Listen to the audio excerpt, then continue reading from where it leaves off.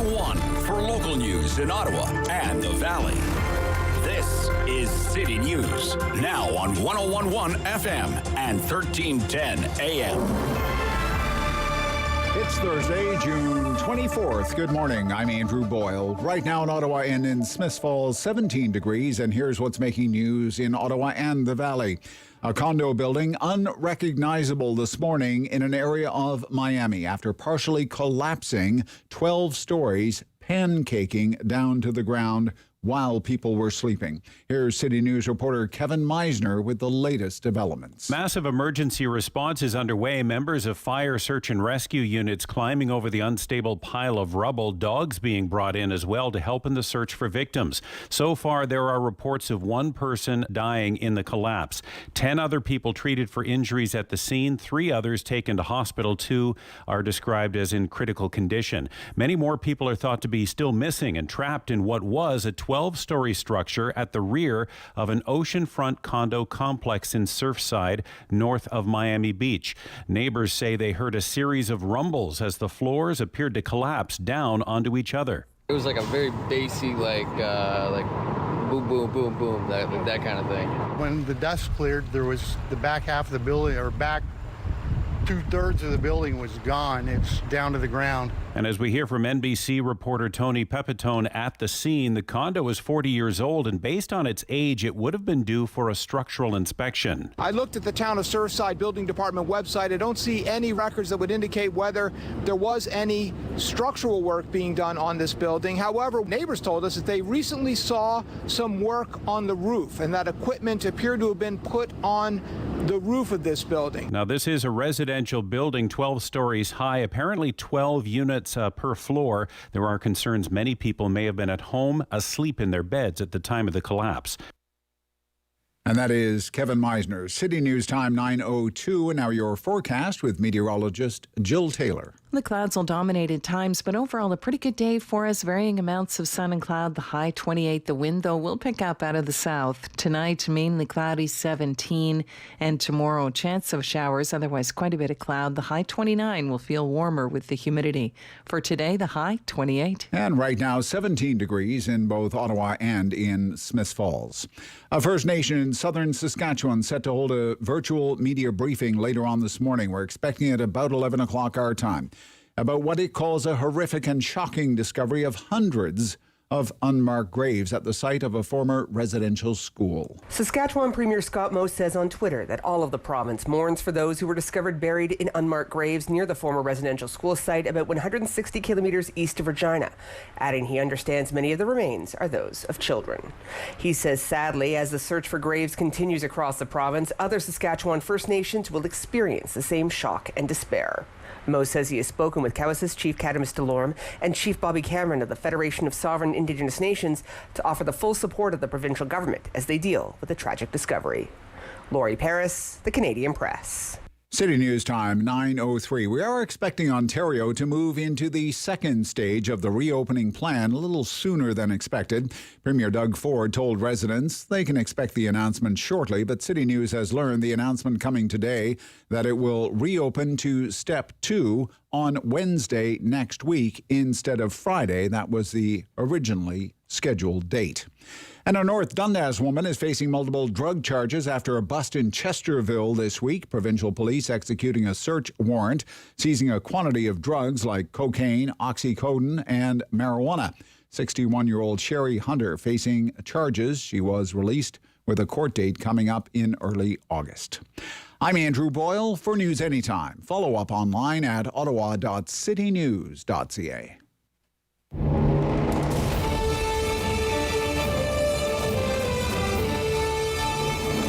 He's got the news and the views. He's got views on the news. It's the Rob Snow Show on Rogers TV and City News. 101.1 FM and 1310 AM. Catherine McKenna sure is busy these days.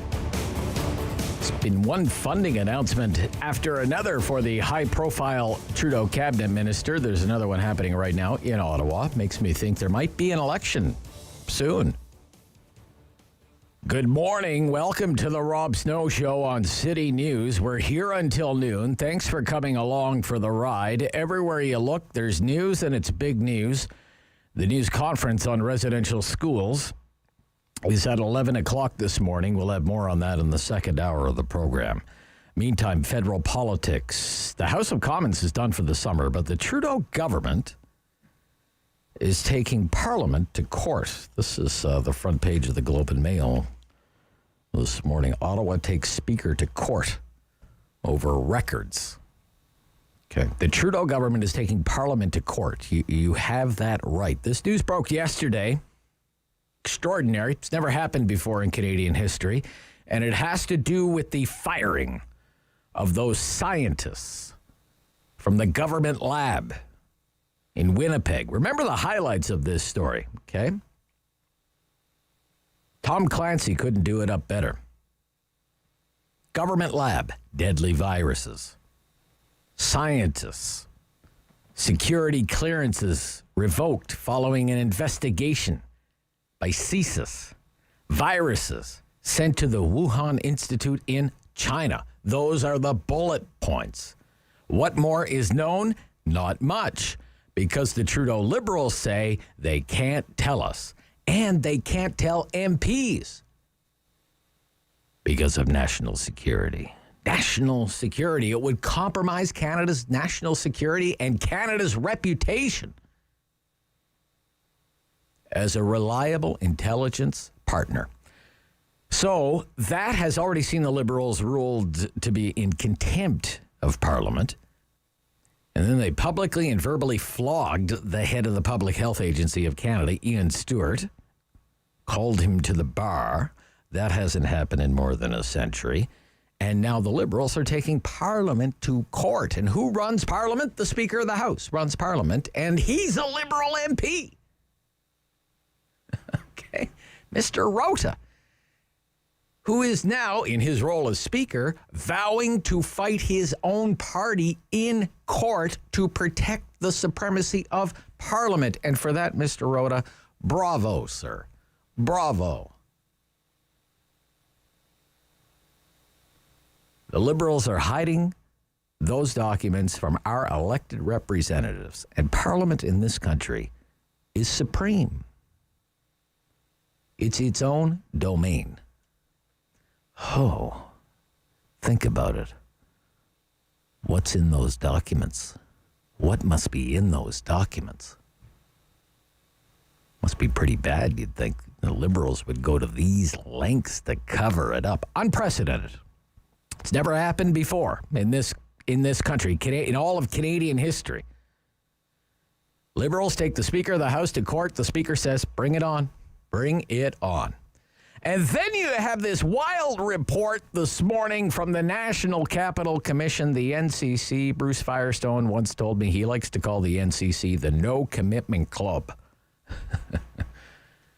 And it's about 24 Sussex Drive. Remember when that used to be the official residence of the Prime Minister of Canada? People actually used to live there. Oh, you wouldn't want to live there now. The NCC has dropped a new report. I read through it this morning. It's all about all of the official residences in Ottawa. You have 24 Sussex, Stornoway, Rideau Cottage, Rideau Hall, Harrington Lake, the farm, and the list goes on. There's a few more. What would it cost to fix them all up? Fix them all up. Are you ready for this number? Are you sitting down? Please tell me you're sitting down. Please sit down. If you're on prescription medications, make sure you take your prescription medications. Okay. What would it cost to fix up all the residences according to the National Capital Commission, which is asking the government for the money? How does $175 million sound for 9 homes? Yeah, right? Is that all? $175 million over 10 years. Okay, over 10 years. Oh, okay, then it would take 10 years. But you see, here's the issue. That's a Government of Canada estimate. So you can double the time from 10 years to 20 and double the money, too, from 175. Take that, multiply it by 2. And just all by itself, how much would it cost to rebuild 24 Sussex Drive? Restore it back to its original glory, but include all the modern amenities, like, say, central air conditioning, for example. They don't have central air conditioning. Every window at 24 Sussex Drive has an air conditioner in it. How much would that cost? Again, take your medicine. How about $50 million? $50 million! Oh, is that all? How much have we spent in the last decade as 24 sits there and rots? $5.5 million. How much have we spent on the Prime Minister's summer retreat at Harrington Lake in the lovely Gatineau Hills? $8.5 million.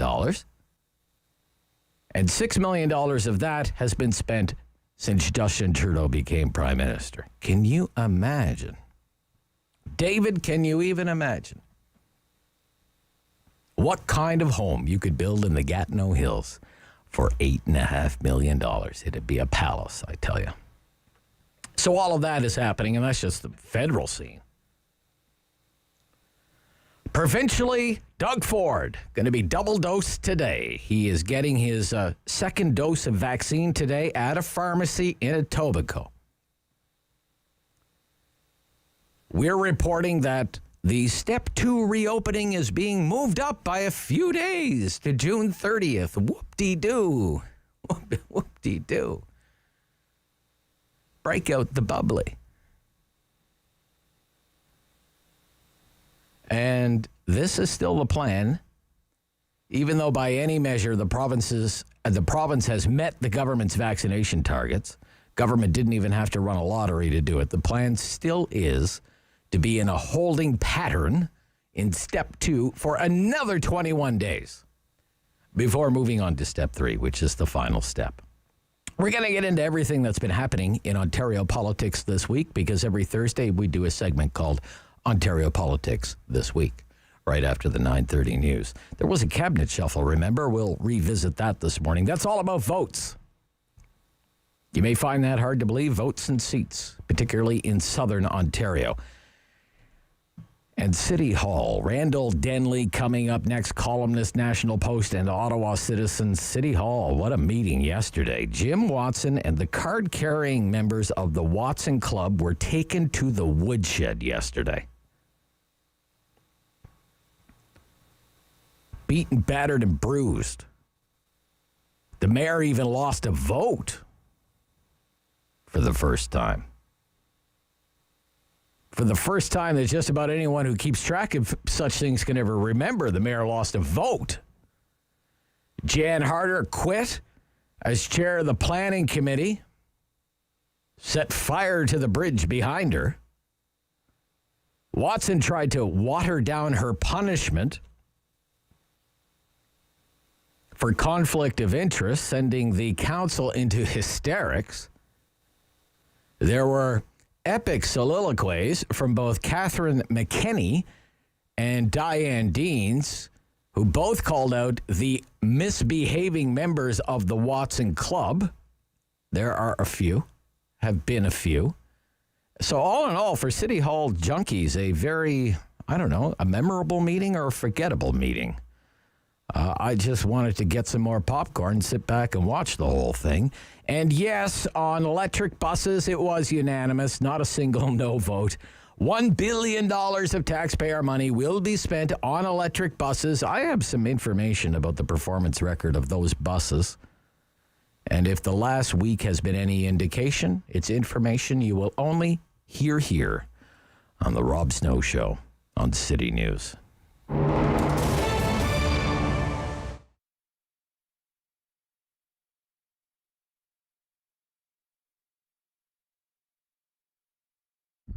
We just took over this business about a few weeks prior to the pandemic, but we've been loving the community, the people, very friendly, but it's been very difficult starting up a new business, just the time that we did, but I'm sure it's the same everywhere.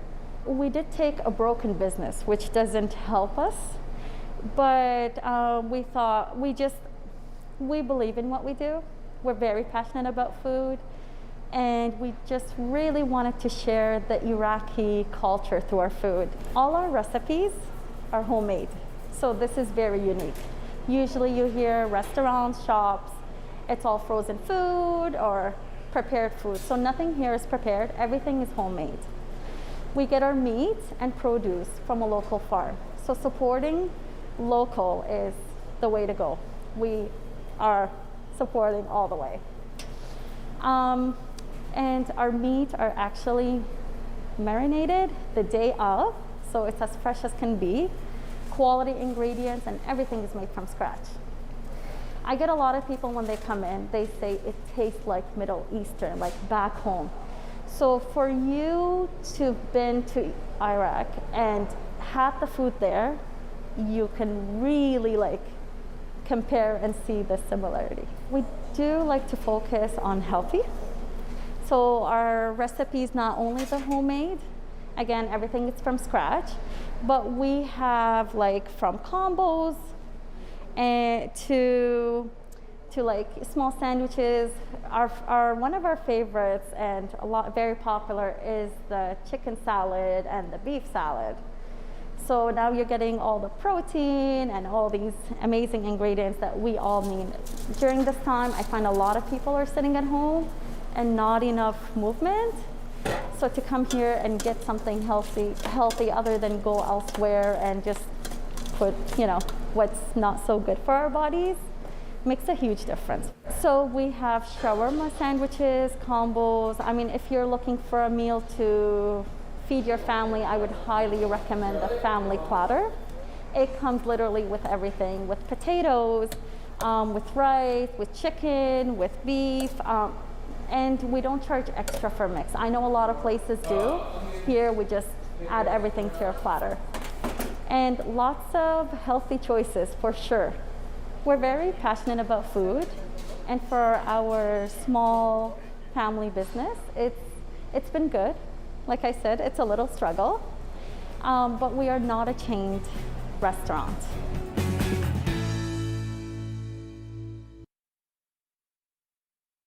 With Rob. The Rob Snow Show returns on Rogers TV and City News, 101.1 FM and 1310 AM.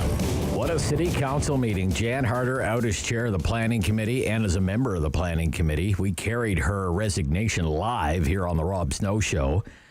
But there was a lot more going on in that meeting, a lot more than just the resignation of one city councillor from one committee. Obvious acrimony, division among the members of this council and who is with the mayor and who is not. And that was on full display yesterday. Randall Denley is back with me this morning on City News, Post Media, columnist and author. Good morning.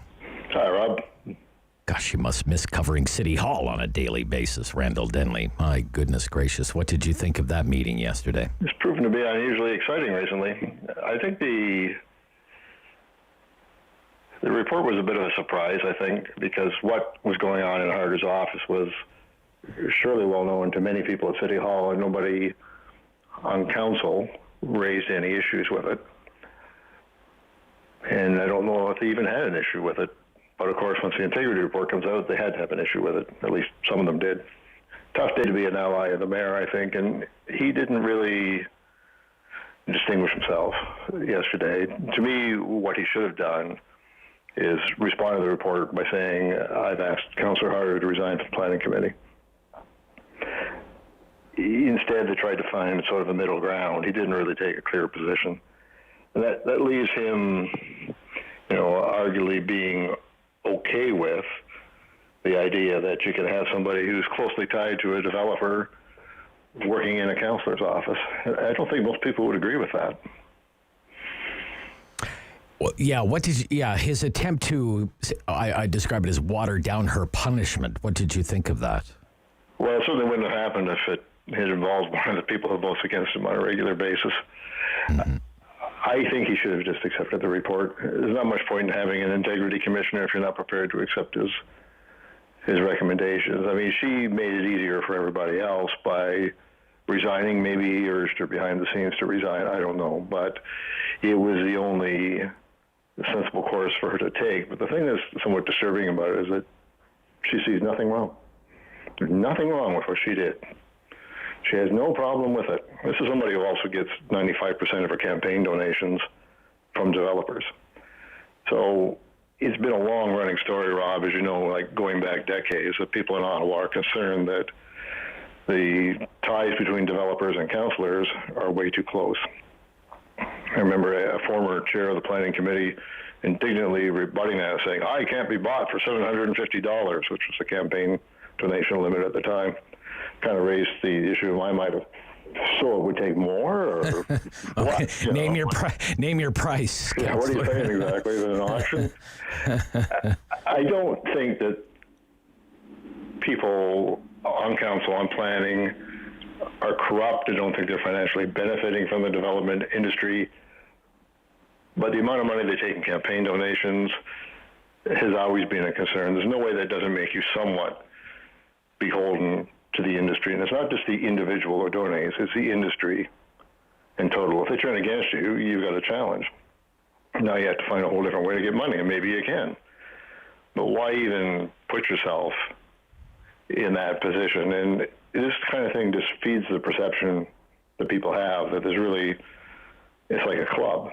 Mm-hmm. Councillors on the planning committee, developers, and it is like a club, because if you work together with these people for so many years on projects, you get to know them, you get to like them. It's a human some thing. of them have come right from City Hall and go into development. The guy involved in this, Jack Sterling, is a great guy. Yeah. And he's about the straightest shooting guy in the development industry that I've ever met.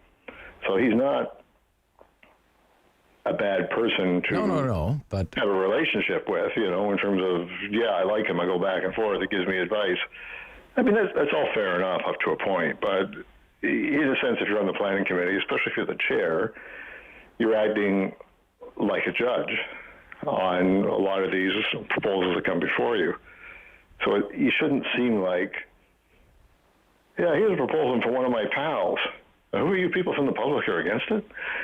It turns people off. Right. It is unnecessary. Okay. We'll play a little clip here. We won't play it all, but a little bit of Diane Deans from yesterday's council meeting. Councillor Diane Deans. I just want to start out by understanding your motivation for substituting the recommendations of the Integrity Commissioner with a go-forward motion that looks forward but doesn't look at the actual results of the investigation that Mr. Marlowe did into this issue. So I guess I'd like to start by asking you, Mr. Mayor, do you accept the recommendation or the advice of the Integrity Commissioner that Councillor Harder was in a conflict of interest? My motion is a replacement motion, and I support all that is in the replacement motion. Seconded by Councillor Elshon. Just a yes or no. Do you believe that Councillor Harder was in a conflict of interest, yes or no? Again, I'm supporting the motion that I've put forward, which is a replacement motion of the Integrity Commissioner's report. Good. Thank you. Yes or no? And he didn't answer the question, right? Randall? Yeah. Classic weasel word moment. Yeah. There. And Harder's one of his big supporters, right? So sure. This is a blow to him, not just to her, but to him as well. He just can't seem to deal with it. Sometimes it's tough, if you're a premier or the prime minister and one of your cabinet ministers gets in some kind of trouble, sometimes you just have to say, well, I'm sorry, but, I'm asking you to step aside. You don't see it much at the federal level under the current government. We have seen it provincially. It's certainly a long tradition. It's a little different municipally, but when you control who chairs those committees as much as the mayor does, you own those appointments, and I think you own the responsibility for making sure that appropriate people are in those jobs. Yeah. Well, rest assured, the next chair of the planning committee will not live anywhere close to downtown Ottawa. I can tell you that right now. So yeah, well, that's part of the problem, really, because he's decided that all the people who represent downtown Ottawa just aren't his kind of folks. They vote against him. He doesn't like them. so they won't have any serious responsibilities on council. And to me, that's like petty high school politics. And what does it say to the people in the whole core of the city? You said, no, those are the people we like. We elected them. They're there to represent us. Well, tough luck. I won't give them any work to do. I don't like them. It's a slap in the face to voters, too, not just the councillors. It's really inexplicably bad politics, because that, especially at the municipal level, is part of what you have to deal with. Hey, look, this is the council was elected. These are the people I have to work with. Maybe I don't like him or I don't like her, but what are their abilities? And I've got to create a balance between geographic areas of the city so you don't get a situation where the whole downtown core is shut out. And he's put himself in a stupid position, assuming he runs the next election, too, because he's turned off the people in the center of the city. It's going to be very difficult for him to get votes in those wards. Okay. As you note in your Ottawa Citizen column this week about the Waste Management Master Plan, the report itself is 565 pages, and just the summary of the report is 130 pages. Voluminous. What should happen to that report? I suggest that it be composted, and assuming it's ever been printed out, that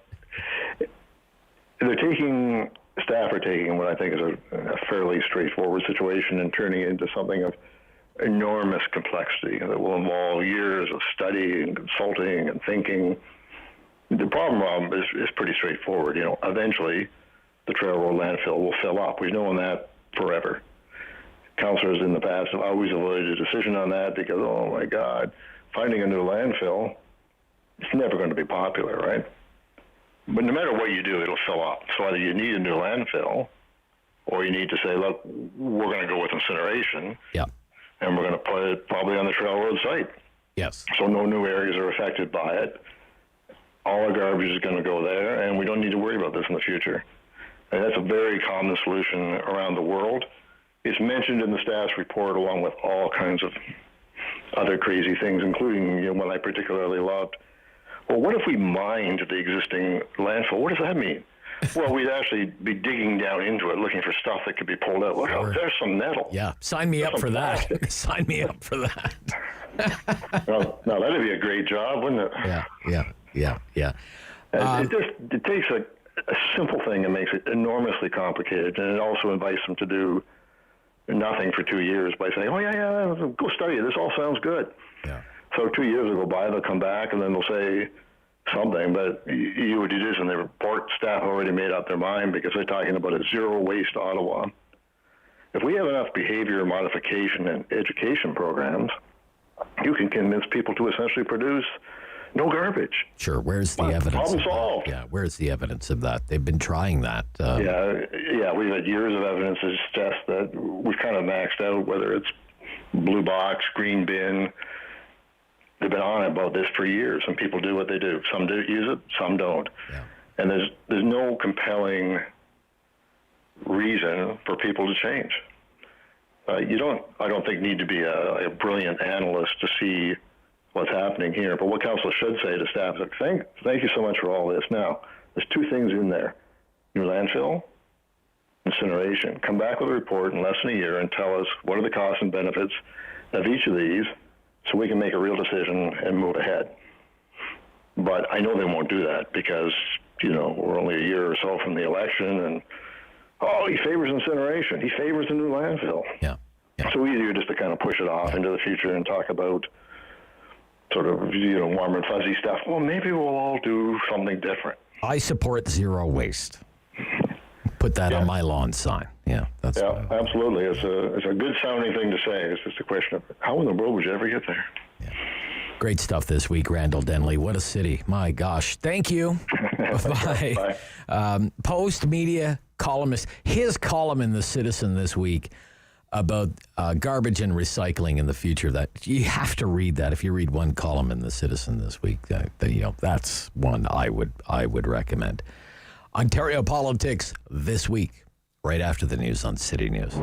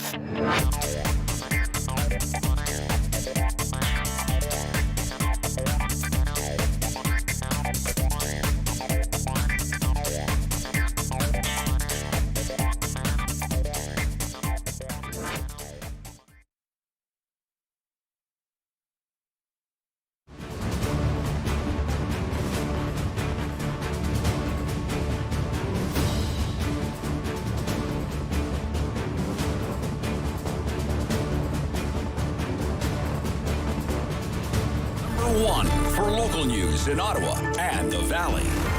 This is City News, now on 101.1 FM and 1310 AM.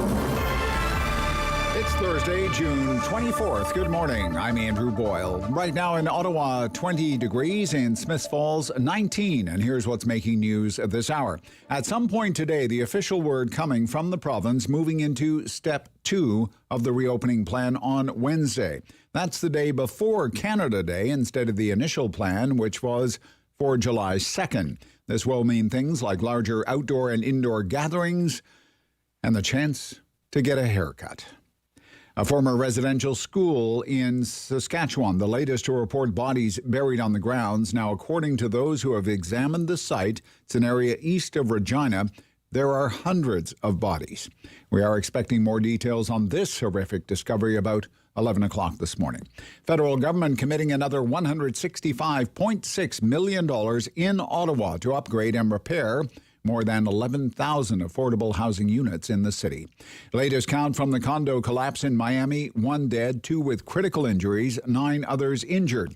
About 2 this morning, a portion of the condo complex collapsed. Emergency crews from all across South Florida were called to the scene. Canine units are being used now to scour debris for the signs of life. City News Time at 9:33. I'm Andrew Boyle. For News Anytime, follow up online at ottawa.citynews.ca. Firm. Fair. Fun. The Rob Snow Show returns On Rogers TV and City News, 101.1 FM. and 1310 AM. It's time for Ontario politics. This week, what a week it's been. Lindsay Maskell's back. Liberal strategist, former advisor to Premier McGuinty. Good morning. Good morning, Rob. And Andrew Brander, senior consultant at Crestview, former advisor to the Ford government. Good morning, Andrew. Good morning. I hope everybody's doing well. Great. Alive with the thrill of a potential haircut. Step 2. Here we go. Step 2. Yes, step 2. Now, I mean, Lindsay's talked a lot about her desire to get a haircut. What about you, Andrew? Is it Shaggy Andrew or? No, to be quite honest, that's why I've been doing a lot more radio than TV because I just shaved my head. Oh, you're just shave your head. It's the only answer. There you go. No fuss, no muss. No fuss, no muss. Right? Yeah. For me, low maintenance.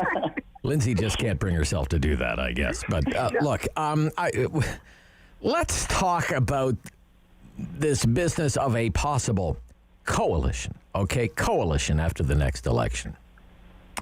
So, I mean, it sounds like it needs to be majority government or bust for the Ford PCs because all the opposition parties say there's no way we'll ever cooperate with Doug Ford. Are you kidding me? We're not going to prop up the Fords. No way. Lindsay, what's your reaction to that news? Is that a strategic error? What do you think, Lindsay? Yeah, I'm definitely not in the camp of coalition, just in the sense that, you know, my opinion on the NDP is that, first of all, I think they already are a coalition, and that's one of the things that does not work about them and why they have not been able to get themselves over a finish line. You have urban progressives, you have representation from strong labor towns, and then I call whatever category you want to put Gilles Bisson and some other members in of traditional NDP values. I sort of think there's three categories, and they're all kind of blue collar, say, union labor guys, right? And they're already, so it's already a party with many factions, and that is one of their challenges. So bringing that into a broader group, I think, would be a problem. The other thing is we have to remember, this cycle, election cycles move a lot faster than they used to. The NDP has not been in government since I was a small child, and the Liberal Party does have a historical strength, both federally and provincially, that they can draw on, and it can look very different. And you just need to see, in terms of how fast it moves, the fact that Doug Ford went from not leader to premier in that short time frame, that it would, you don't necessarily have to be that cautious as an opposition party anymore. The other thing I would just say, I think back to 2003, and remember the NDP didn't have party status at the time. So I will put it out there. I would imagine if the Ontario Liberals had not given the NDP party status. Okay. Andrew, what do you think about the potential for a left-wing coalition and basically pre-announcing it? Yeah, well, I mean, I certainly think it serves the Tories well. If the general conception out there is that, it's coalition or bust. I think the Tories will campaign with that in mind. Let's remember they only have a 9-seat majority right now. Some of those independent seats will probably go back to the Tories pretty handily. But I do think what's going to be really interesting to watch for sure is how the vote of the left coalesces around someone, and if that's going to be effective. It remains to be seen whether that's going to be Horwath or Del Duca. If that doesn't happen, the Tories stand to win possibly even more seats than last time. Wow! But if it does happen, then and we have to remember, or at least the Tories have to remember, that in the last election, it was just as much about Lindsay and her friends staying home and just not coming out to the polls, rather than there being a traditional swell of NDP supporters. Or a non-traditional swell, I should say. Right. I'm not sure, to be quite honest, I'm not sure how Horwath or Del Duca individually feel about this. I'd actually imagine both of them are sort of a little bit less than interested. The problem here is that their supporters, their big backers, organized labor, education, other sectors, are not going to put up with it. No. So when we've talked about most of the time they're suing the Ford government, right? So, exactly. Right. Exactly. But, it's a tough spot. Like, say a reporter comes up to you and you're Andrea Horwath, and the question is, would you prop up Doug Ford? Like, what is your Andrea Horwath can't say yes to that. Stephen Del Duca can't say yes to that. Mike Schreiner, the Green Party, he can't say yes to that. The only answer to that is no. So suddenly you spawn a whole new news story, right? Yeah, and you have to run like you're going to win. Yeah. So saying if I don't win, I'll do this. There isn't a backup plan. The nerve it takes to just put your name on a ballot. You do need to run like there is no other option. Yeah, the answer is, well, we haven't even considered that because we're going to defeat Doug Ford. Mm-hmm. That's your answer. And now you have this ready-made attack for the PCs that works in any number of ways. A vote for the NDP is really a vote for the Liberals, and you don't want to go back to the Liberals. You remember the 15 years on gas plants, da-da-da-da-da, right? Or a vote for the Liberals is really a vote for the NDP. And, so, I mean, to me, it's a big strategic communications error on their front. But nevertheless, fun for us to talk about. the NDP releases an attack ad. We love attack ads, okay? And who is the subject of the attack? Is it Doug Ford? No! It's the Liberal leader, Stephen Del Duca. Let's listen to the tape. This guy? Ford. He's got to go. He's got to go. But this guy thinks the job belongs to him. Del Duca. You might not remember his name, Del Duca. but you'll never forget his record as Kathleen Wynne's right-hand man, making big cuts and bad choices together, slashing healthcare and sending your hydro bill through the roof. Now he wants to be premier to do it all again. Stephen Del Duca. Stephen back Del Duca. for power, not for you. Stephen Del Duca. He didn't come back for you. Does that ring a bell for anybody? He didn't come back for you. Michael Ignatieff. Right? Yeah. It was very effective against Michael Ignatieff. He didn't come back for you. Wow. What do you think about that? Lindsay Maskell, the NDP attacks Del Duca. Is this the spirit, the cooperative spirit we can expect from our next coalition government? Well, it seems to why a coalition is not actively being discussed. So I would say this, what a strategic error, and particularly in timing, right? So, we have talked, the three of us, about the fact how difficult it is both for any opposition party to break through during a pandemic.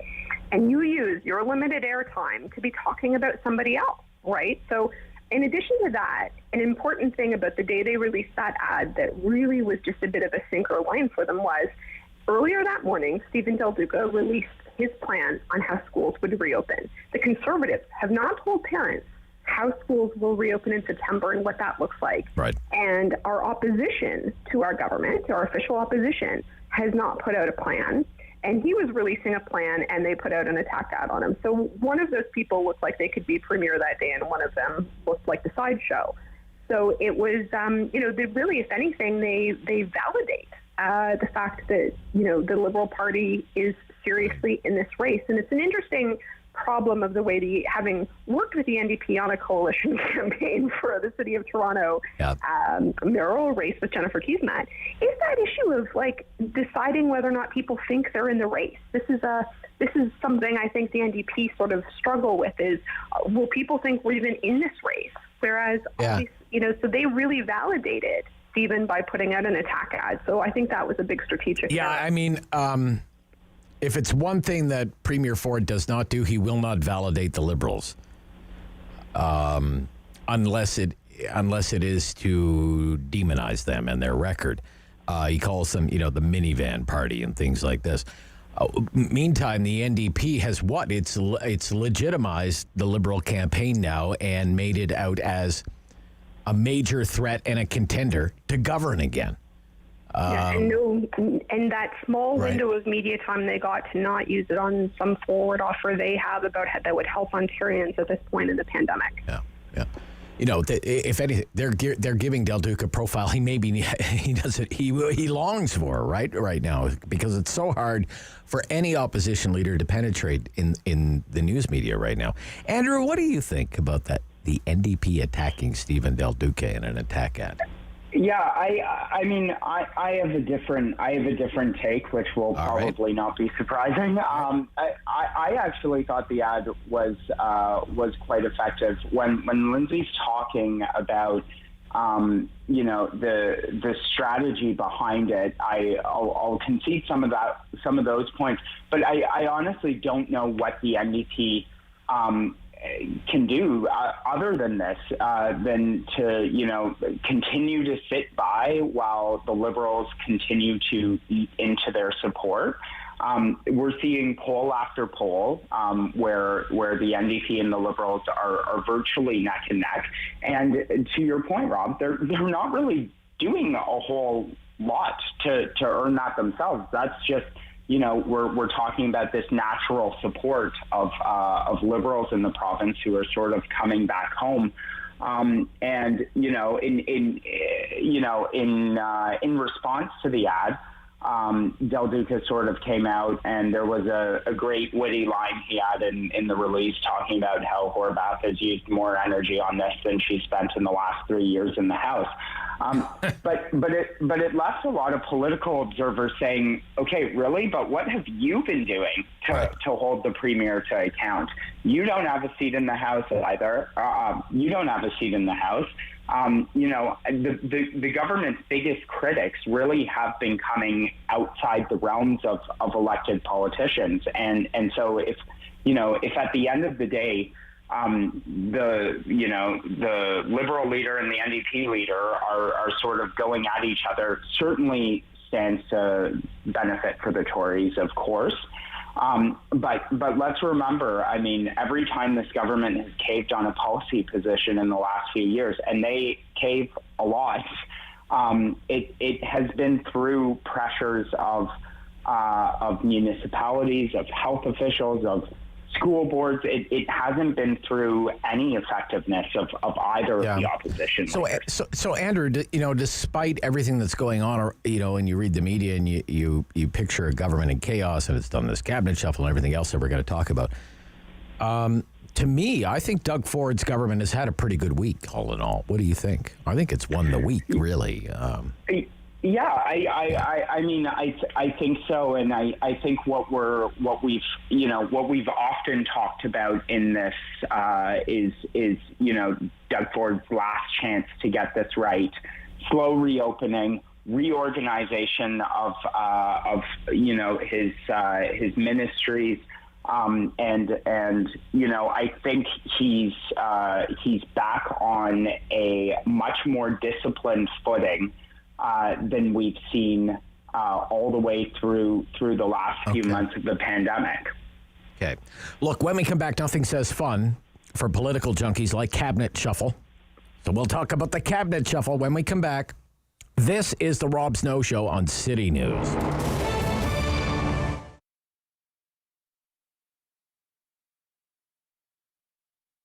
So Rideau Rockcliffe Community Resource Centre has been around since 1982, and it's here to serve residents of Ward 13.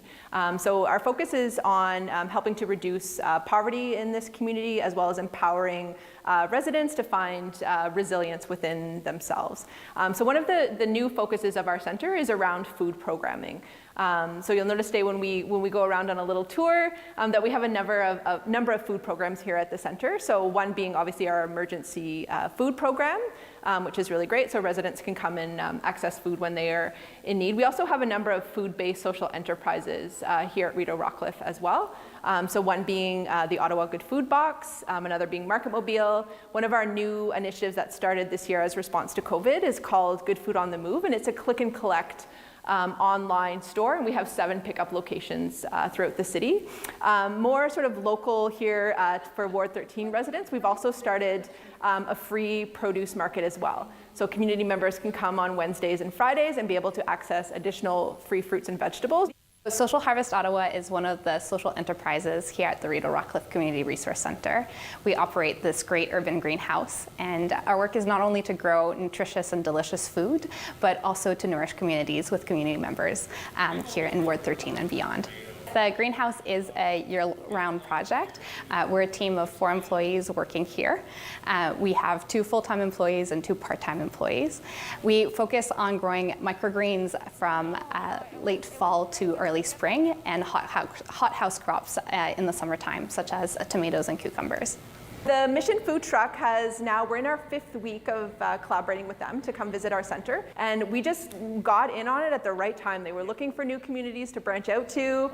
They said absolutely. Right now they're funded through donations. They travel around Ottawa and just give out delicious, fresh, hot food to people as well. We have at our center the Ottawa Good Food Box, as well as the Market Mobile. So Ottawa Good Food Box has been around for 25 years, and Market Mobile is a little younger, started in 2014. So they both have the mission and the mandate of making fresh food more accessible and affordable in neighborhoods that lack access to a grocery store. So I think the greatest need that we've seen as a result of the pandemic in our community is people that we maybe have never needed to access our services before, right? So a lot of people have had, layoffs. Maybe they're just not able to work because they have to stay home with their children, over the summer, that sort of thing. So we've definitely seen the need go out, particularly for our food programming, as well as some of our counseling services as well. So it's a heavy time for people emotionally.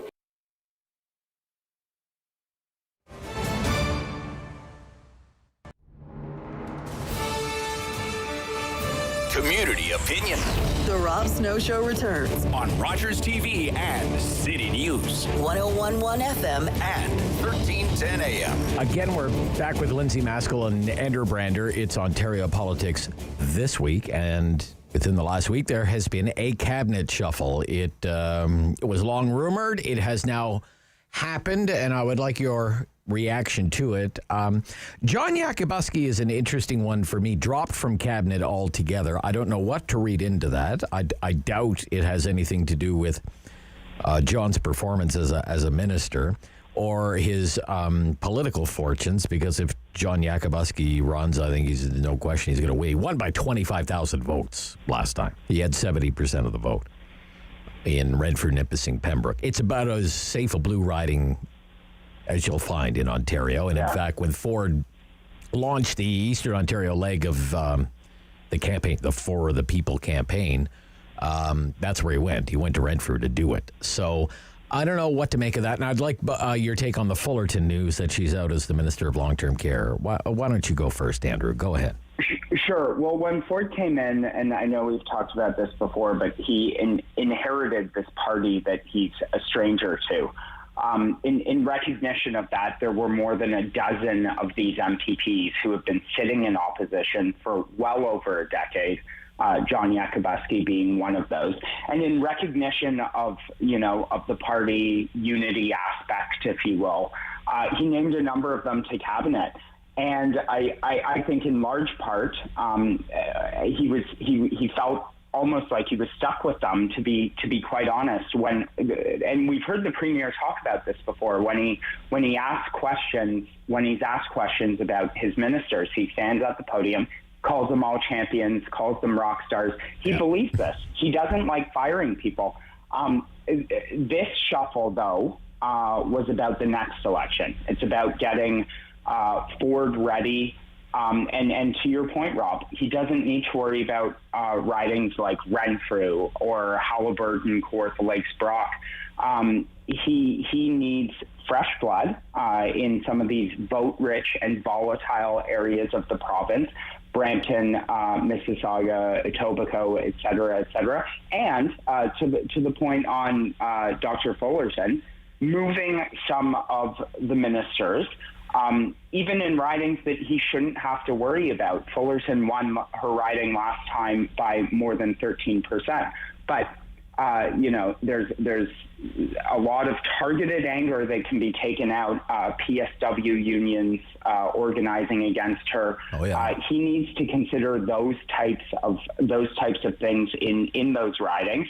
And if the NDP Liberal vote coalesces in those ridings, then a 13-point swing isn't completely unheard of. Okay, I will, just before we go to Lindsay, I will point out this will have a direct impact, this cabinet shuffle, on the Rob Snow Show, because every Friday we do the Queen's Park Weekend Review, which is our panel of MPPs. John Yakubuski for years was a member of that panel. He was the progressive conservative on that panel. Then he gets made a cabinet minister. We never hear from him again. His replacement is David Piccini. Now, David Piccini is what? He's the Minister of the Environment now. So this is like the pathway to cabinet, the Rob Snow. So, anyway. When's your swearing? No, but good for David Piccini. He's one of the, I really quite enjoy having him on the radio. I don't know who's going to replace him now.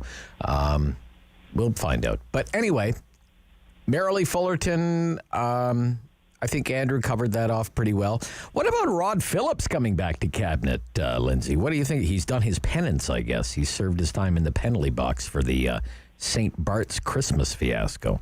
This will be my most non-partisan answer ever on your show, Rob. Okay. I'm happy to see him back in this portfolio because despite the disaster of his decision-making of going on vacation twice, to St. Bart's and to Switzerland last summer, and the anger that it brought out as we were all in lockdown, The truth is, if you care about a sector like what the people that live in long-term care went through with this pandemic, and the frontline workers who went in there every day and risked their lives to try to do better, this is a smart decision because it is actually about a reorg. So the part where, when he was appointed by the Liberal government to, run OLG, this needs some business decisions, some reorganization, some of his non-government skills applied to this sector.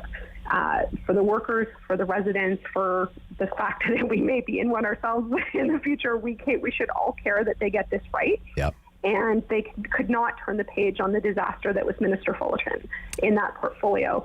And but he's also a private sector guy. He's not a big government guy. So this idea that the private sector will not have a role to play in the delivery of long-term care, I mean, this sends a signal on that. But he's also done, reorganization in government, both private sector and with government agencies. So I think he can span that, and I think it's it can definitely turn the page on that message. But it definitely plays to his strengths. So in the interest of just that, things in government have to work right regardless of your politics. I was really happy to see that move. And there was just no turning the page on the fact that the Minister Fullerton was woefully unprepared for that portfolio. Okay. Any other highlights for you? I really think the big thing was, of course, Brampton and Mississauga are the third and fourth largest city in Ontario. Okay. And up until now, they have not had a cabinet minister. They've had one associate. They've been entirely underrepresented. Brampton and Mississauga had no cabinet minister. Wow. And Toronto is the largest, Hamilton, Brampton and Mississauga third and fourth. So that is a huge seat area that did not have a voice in cabinet, and also one of the biggest hot zones.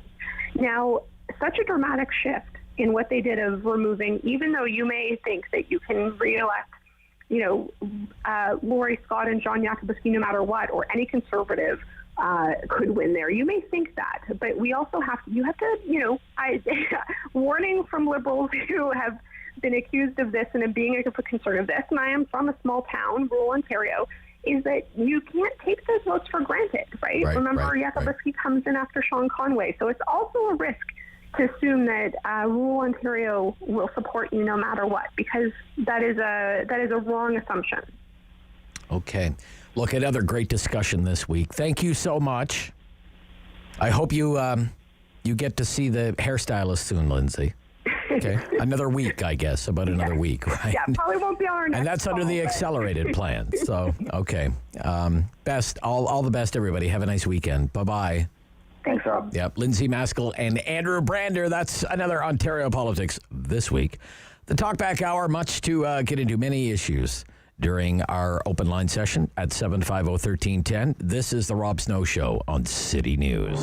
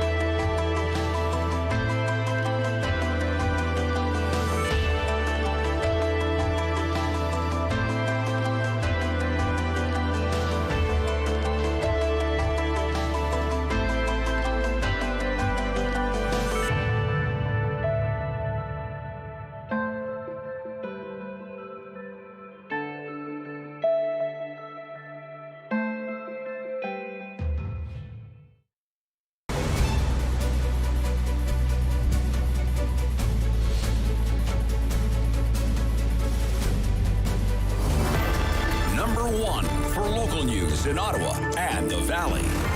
This is City News, now on 101.1 FM and 1310 AM.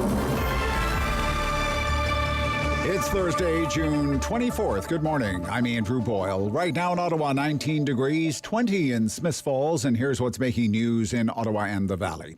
We are hoping to get the official announcement today on when the province enters step 2 of reopening. That means things like haircuts and pedicures. This as we wait to find out Ontario's case count after 3 days in a row in the 200s. Here's City News reporter Momin Qureshi. We're going to hear from Dr. David Williams at 10:15 this morning. So it'll actually be Williams' last news conference before he retires. But what we know is they will announce the province is moving to step 2 a couple of days early next Wednesday, June 30th, 12:01 a.m. That is when we will move into step 2. Now, what does that mean? Well, here is what some of the differences are. Outdoor gatherings. You can have up to 25 people at organized or outdoor gatherings. Indoor gatherings sticks at 5 people. Essential retail moves up to 50% capacity. Non-essential retail moves up to 25% capacity. The big thing that people have been waiting for, personal care services like barbers and salons can open up. We also know that outdoor dining, you'll move from 4 people to a table to 6 people to a table. So all these details and more will be announced when Dr. Williams holds his final news conference before he retires, coming up at 10:15. I'm Momin Qureshi.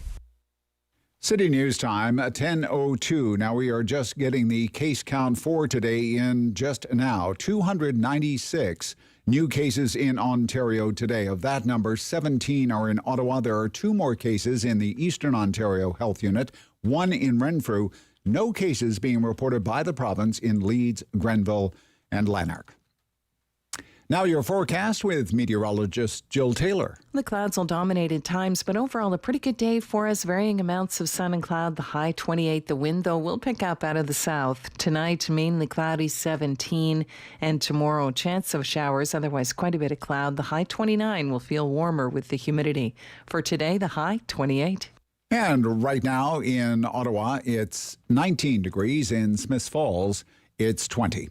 The mayor of Surfside, Florida, in the Miami area, says a wing of a 12-story beachfront apartment building is pancaked.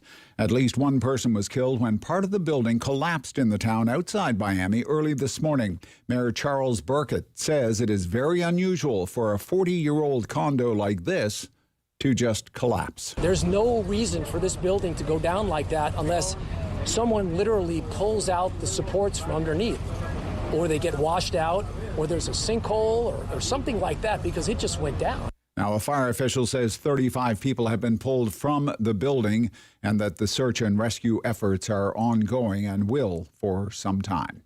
City News time, 10:03. Saskatchewan's Columnist First Nation will release more information later this morning in about 1 hour from now on the discovery of hundreds of unmarked graves at a site at a former residential school. It's believed the number of remains will far exceed the 215 found last month at another former residential school in Kamloops, BC. The federal government has announced $165.6 million in federal money to repair and upgrade more than 11,000 affordable housing units just within the city of Ottawa. That funding will flow over a 9-year period, and just over 1/3 of the cash, $65.4 million, is a forgivable loan. A North Dundas woman facing multiple drug charges after a bust in Chesterville this week. OPP executed a search warrant at a home on Main Street just on Tuesday, seizing coke and oxycodone, marijuana, and cash. 61-year-old Sherry Hunter facing charges. She was released with a court date in Cornwall coming up in early August. Lanark County Council has approved a lease agreement now for land for a new cell tower. This will be next to the 511 at Campbell's Road. The Rogers Tower will be located as close to the road as allowed. It's on land that's part of the county's managed forest. So far, the county has contributed over $580,000 to the project. It's part of an agreement to build the 5G network across Eastern Ontario by the year 2024. Rogers is the parent company of City News Ottawa. I'm Andrew Boyle for News Anytime. Follow up online at ottawa.citynews.ca. Talk back. Hello. On the Rob Snow Show. The phone lines are open at 613-750-1310. Now, Rob Snow Show continues. Do you agree with City Council's decision to take it easy on Councillor Jan Harder? The majority did. In the end, they took it easy on her. Not docked pay, doesn't have to repay legal fees. She was reprimanded, but that's about it, even though the Integrity Commissioner said she was in a conflict of interest. And remember, Jan Harder has resigned as chair of the Planning Committee and as a member of the Planning Committee. What do you think about that? City Council unanimously, I told you it was going to be unanimous. Right? I said yesterday, and I said it the day before yesterday, and maybe even the day before yesterday. I bet you nobody votes against that. They've agreed to spend $1 billion on electric buses, okay? Because they're under this illusion that it's free money because it's the federal government's money, right? Where does the federal government get its money? Anyway, part of it, it's a grant, part of it is a loan. But unanimous, no idea how those buses will perform during an Ottawa winter. No idea if they're the right vehicles for the Ottawa public transit system, which has to cover a vast territory. What do you think of that decision? What should we do with 24 Sussex? That's back in the news. My gosh, how long is that going to be back in the news? Bulldoze it into the Ottawa River, rebuild, tear down. What do you think? $50 million.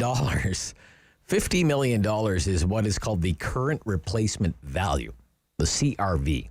If you wanted to build, you take a look at 24 Sussex. If you wanted to build a house like that, 11,000 square feet, 34 rooms with those kinds of materials, and do it today in today's dollars, what would it cost? The NCC says $50 million. And to fix up all the official residences, get them all up to grade, $175 million over 10 years. And they're asking the government to give them that money so that they can do it. So all of that is in the mix and up for discussion. This is the Talkback Hour, 750-1310, 750-1310, 613-750-1310. I've been thinking about what to say about this latest news on residential schools, and I have to be honest with you, I struggle to find the right words to describe a news story like that. I find it difficult. The news is hard to hear. It's difficult. And I can't imagine what it must be like to have a lived experience with residential schools. I haven't, okay? So I don't understand what it's like. But I do think about those two words, truth and reconciliation. And I've been thinking about a lot about those two words recently because there's been a lot of talk about the second word and not so much about the first word, reconciliation. Maybe not enough focus on the first part. The first part, truth. And now, for the first time, I think, for a lot of Canadians, we have to confront the truth, have to face the truth. And you know what? The truth is ugly on residential schools. But maybe that's what we all have to go through in order to advance and try and achieve reconciliation. That we're not going to reconcile. We won't reconcile. We won't be able to reconcile until the truth is acknowledged. And that's going to be uncomfortable for some people. I find there's a lot of rationalization going on.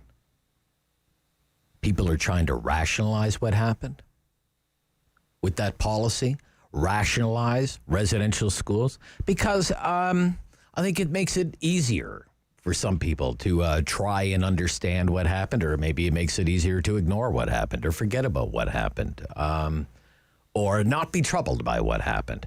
So I hear things like, and I've heard this for years, right? Oh, it was the progressive thinking of the time. The leading political people in the land thought this was the right thing to do, that they were doing the right thing, that there was no malicious intent, that it was done with the best of intentions, They thought they were doing it for their own good. All of this, the rationalization, right?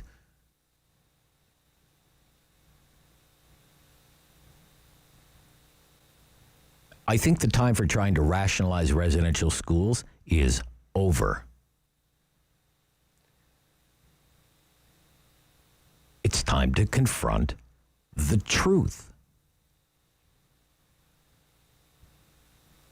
If we don't confront the truth, as uncomfortable as that is, as hard as that is, as awful as that makes people feel, there's never going to be a reconciliation without a confrontation of the truth and an acceptance of the truth.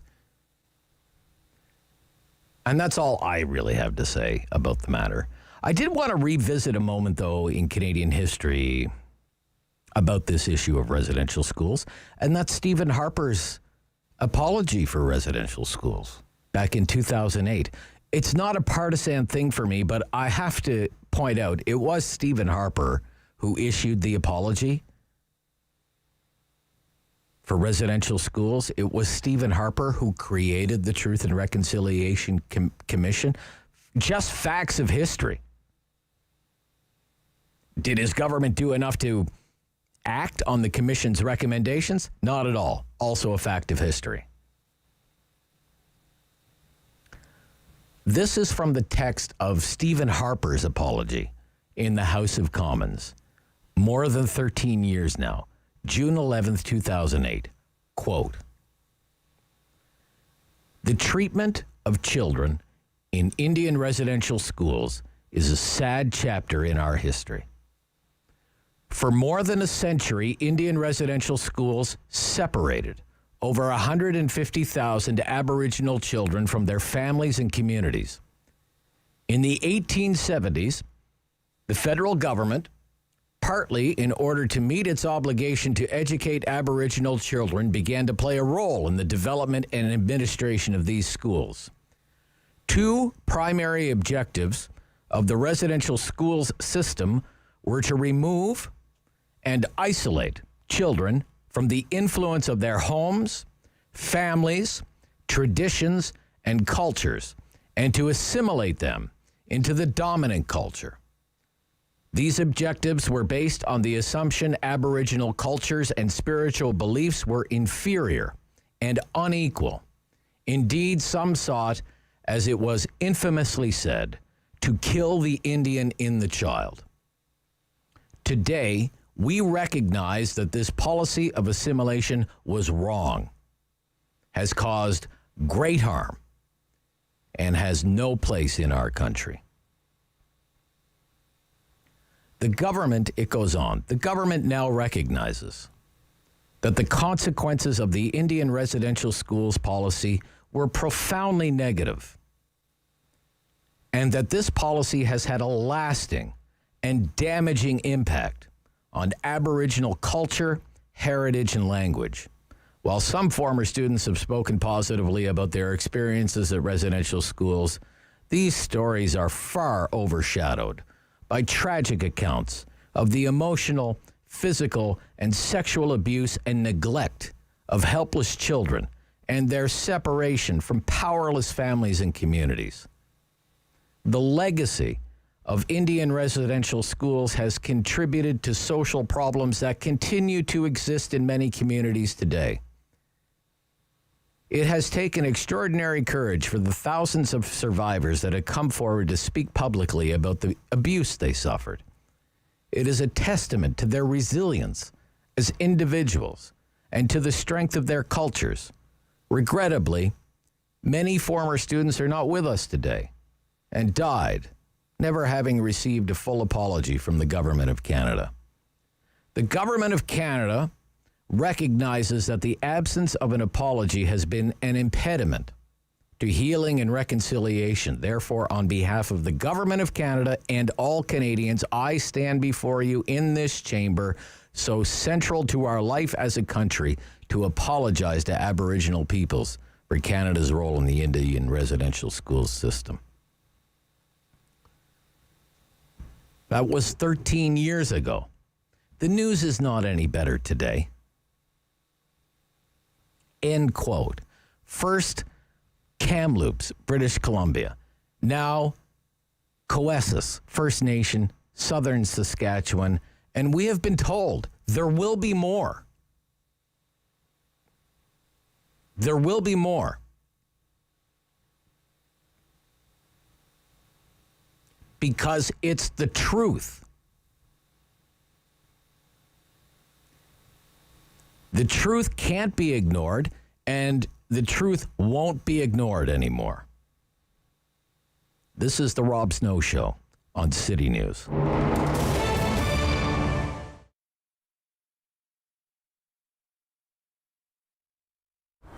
It's such a beautiful field because it's all natural.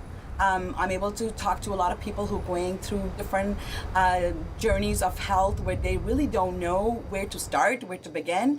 And I'm happy and grateful to have all this knowledge where I can actually help them and guide them. So, of course, medications have a great place in our system, but even so do natural therapies, which have been around for centuries and centuries. Like, old time, ancient times, everything, herbs grew, everything was done with nature, all healing was done with nature. So I'm totally in love with all the elements with nature. In our beautiful village of Manotick, the Manotick Natural Market, you can find tremendous different things. So we have herbs, we have vitamins, we have natural body care, we do infrared sauna therapy, nutrition counseling, acupuncture, Bowen therapy, energy healing. So we're like a wellness hub along with being a full health food store. We are 1 year into pandemic since it started last year in March. It was a shock. Usually I see things coming, and I definitely did not see that coming. Golden Root is a product that I created 4 years ago, actually for my kids, just for immune system, overall health. And it just took off with certain friends of mine who had cancer or some severe issues, and they started finding that it was really helping them from different tests they had done with their doctor. And I knew I had something really special. So then I went through the proper procedure of being able to sell it. So it's actually, I'm not allowed to make it anymore in my house 4 years ago, and it is made in a Health Canada approved lab, and then it comes to me. And what Golden Root is a formulation of turmeric, ginger, lavender, oregano, and black pepper, all food grade, which is the most bioavailable turmeric in the market right now for pain, inflammation, digestion, immune system, concussion, liver health, and brain health. So, and it tastes like salad dressing. We do a lot of in-house, so we make our in-house concoctions of teas. You can come here, tell us what your health issues are, and we can blend it right there. And there's some that are already prepared beforehand for sleeping, for anxiety, for different things. And in that bar, we basically make cold brew teas and cold brew nitrogen coffee. And again, it's all local. Everything we do is local, and as many herbs we can find locally as well. If a client can't come out, we'll go out of our way to deliver it. And you're getting that personal touch when you come in. If you have an issue, we will listen and help you. We're very, very active in the community, so we would like the same thing back for the community to come to.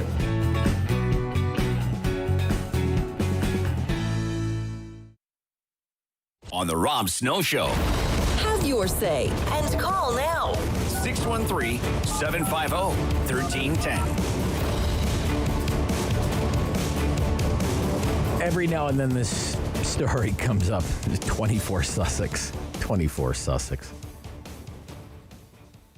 Another report. There's a write-up in the paper. I went to the NCC's website. I found the report. It's pretty easy to find. Just type into the search bar in the top right of the NCC's website. Just type in 24 Sussex, and it's the very first thing that pops up. I leafed through it this morning.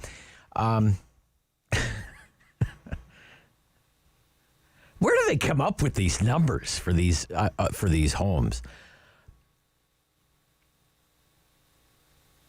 What should we do here? I mean, this is supposed to be the official residence of the Prime Minister of Canada. Whether it's Justin Trudeau or Stephen Harper or Jean Chrétien, who cares, right? It's supposed to be a symbol of our parliamentary democracy, and it's in such a sorry state now. Honest to goodness, folks, I don't even know if it's worth saving. It could become a teardown. In fact, if it was any other home in the city, that's what it would be. It'd be a teardown. According to this report, we've already spent $5.5 million on this home in the last 10 years. And for the last, 5.5 years, nobody's lived in it. Half the time, nobody's lived in it. The NCC actually says that the building systems are failing. They are failing. They are failing. But wait till you hear what it would cost to fix up. David in Orleans at 750-1310. Good morning. You're on City News. Good morning, Rob. How are you? I'm good, sir. Thank you. I had to call in. I normally don't. As someone in the business, I hope we have enough time to vet this thing. What business? Contracting. Contracting. Okay. All right. So I had to call in when I heard the number of $50 million, and I just have to hash out a few things for your listeners. One, they don't need to buy the land.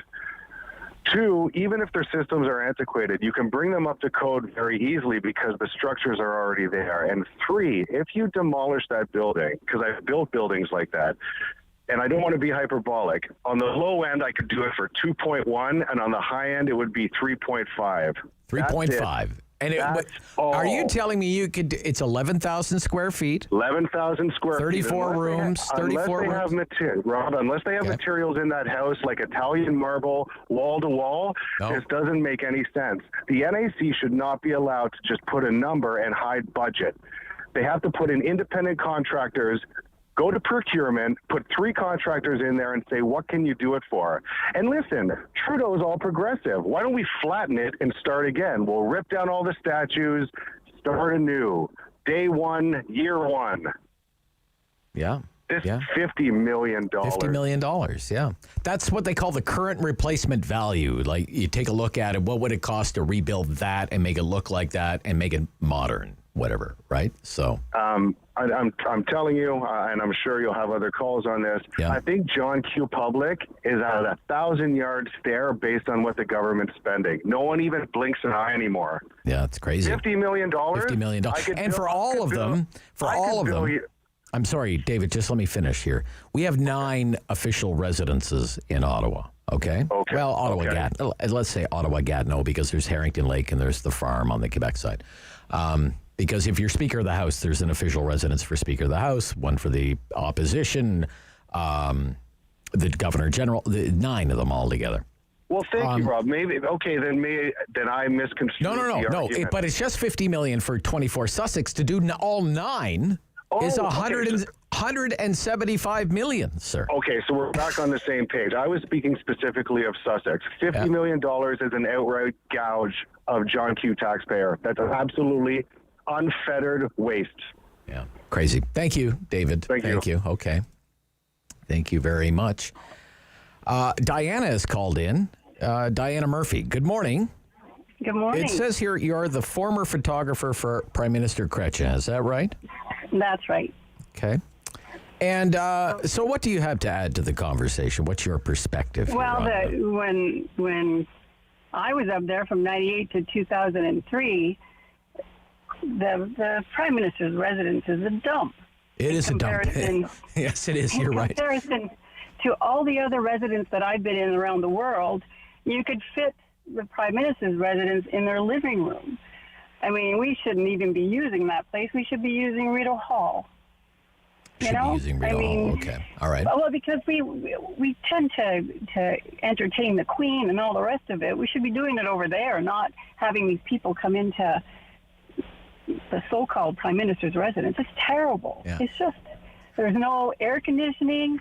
The upstairs, when you go into these bedrooms upstairs, you look at it and think, really? We're putting the Prime Minister of Canada in here? Yeah. I mean, when I was in there, I've been there 3 times, but only once actually inside the house. The other 2 times was outside for a garden party. But one time we were invited in the home. And what struck me was, first of all, you're right with, every window has an air conditioner, like a window air conditioning. And in the winter, the fireplaces are like these big, old, like open hearth fireplaces. Like it's totally inefficient and nonsensical in a home like that. You would never build it like that now. Well, when you think we have a Prime Minister of Canada, and we're housing him in a place like that. Yeah. Not that I'm a fan of Trudeau's, because he's the last person I think deserves anything, but the fact that you have heads of state and people coming into the Prime Minister's residence in the states that it's an embarrassment. Yeah. I saw Mr. Chrétien being interviewed by Bob Fife once, and he was explaining how it was either two premiers or two heads of state, and they're sitting in one of the rooms, and they're trying to have a discussion about a very serious issue, and Mr. Chrétien is trying to play diplomat and resolve an issue, but they have to have a bucket on the floor because the roof is leaking. Yeah, and in the wintertime, sometimes the heat didn't work. I mean, it's pathetic. Yeah, and, it's it's crazy. a political football, right? Because if one Prime Minister says we're going to fix it, it should be torn down. It's a lovely property. Yep. Put something up there that Canadians can be proud of. Well, you're right. On the politics of it, can you imagine, let's say Mr. Trudeau comes out tomorrow, or it's revealed that Mr. Trudeau has approved $50 million in spending for the Prime Minister's residence, or even a fraction of that. Immediately he'll be roasted in the media and in the political realm for look at all the need in the country, and the Prime Minister's fixing up his own house, for crying out loud, right? Yeah. Yeah. Well, certainly $50 million is way more than that. As that last caller, I believe he's a builder, stated, they don't need near that. They could knock it down and do it for what? Well, he said $3.5 million, but and I bet you could. I don't think I certainly think it would be a better piece of real estate than what's there now at $3 million. Well, they say it's failing. We're spending money every year just to keep it in a failing state of disrepair.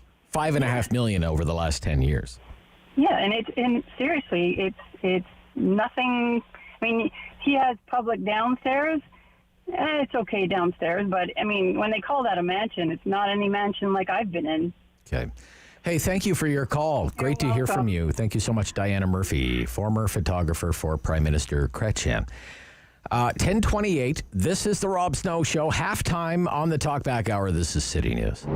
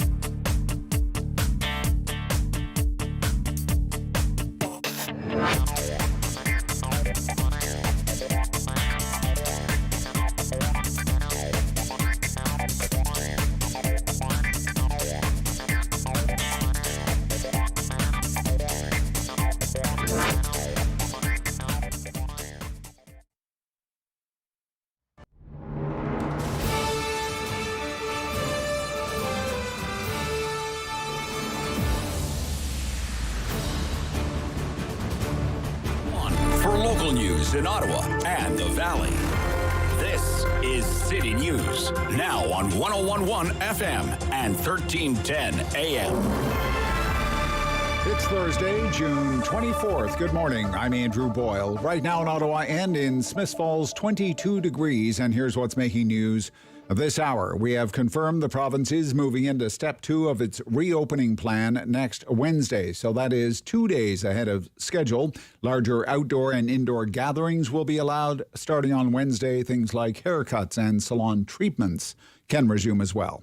Now, the province is reporting 296 new cases of COVID-19 today. 17 of them are in Ottawa. There is 1 new case in Renfrew, 2 in the Eastern Ontario Health Unit, but no new cases today reported by the province in Leeds, Grenville, Lanark.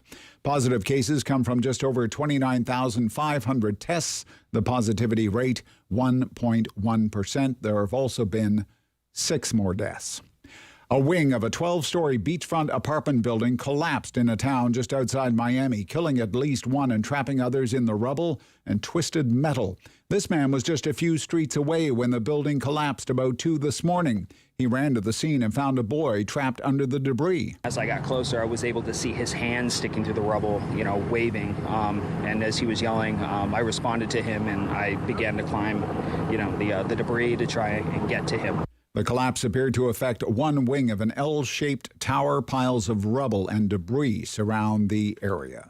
We are expecting an update from Saskatchewan officials starting in about a half an hour from now of hundreds of unmarked graves at the site of a former residential school in that province. City News Time, 10:31. I'm Andrew Boyle. For News Anytime, follow up online at ottawa.citynews.ca. Talk back. Hello. On the Rob Snow Show. The phone lines are open at 613-750-1310. Now, the Rob Snow Show continues.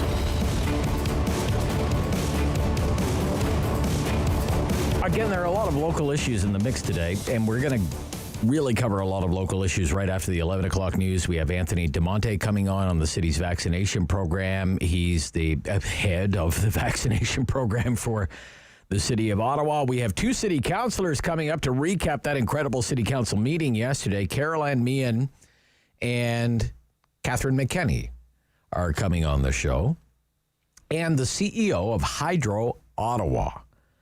And Hydro Ottawa's involvement in the big electric bus buy that was approved unanimously yesterday by your city council. City council, right? Jan Harder out as the planning committee chair, quitting as a member of the planning committee, resigning. We carried that for you live. My goodness, the acrimony around that council table. I'm glad they're not in the room together, to tell you the truth. I mean, thank goodness it's only happening over Zoom. I think one of the most intriguing moments of the meeting yesterday, it actually came on a very procedural matter, a minor thing, but the mayor lost a vote, okay? The mayor, Jim Watson, who remains incredibly popular despite all his time as mayor, he lost a vote at city council, and, maybe some of you think, well, so what? Big deal, Rob. So what? The mayor lost a vote. It is a big deal. One of the cardinal rules of municipal politics, one of the cardinal rules of Ottawa City Hall, if you're the mayor, is you never lose a vote. You never lose a vote. You don't sit down and chair that meeting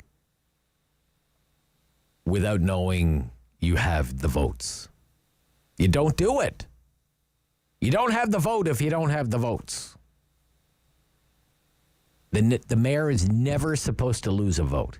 It's like Municipal Politics 101. Don't bring something up for a vote. You don't let it get that far. Unless you're 100% certain you have the votes. And he pushed it too far, and he lost a vote. And it was over, I want to say it was over how long councillors could speak to a matter. And it used to be councillors could speak, and they could speak like Rob Snow speaks during the talk back hour on the Rob Snow Show. Like the guy never shuts up, right? And then they whittled it down to 5 minutes. It's called the Alex Cullen rule. They whittled it down to 5 minutes, the Cullen rule. And everybody wanted to have their 5 minutes. The mayor tried to wrap things up quicker than that, and he lost the vote. And a lot of City Hall watchers, I mean, we just can't remember the last time the mayor lost a vote if he's ever lost a vote, because you never lose a vote. What a smackdown for Mayor Watson and the Watson Club. Epic.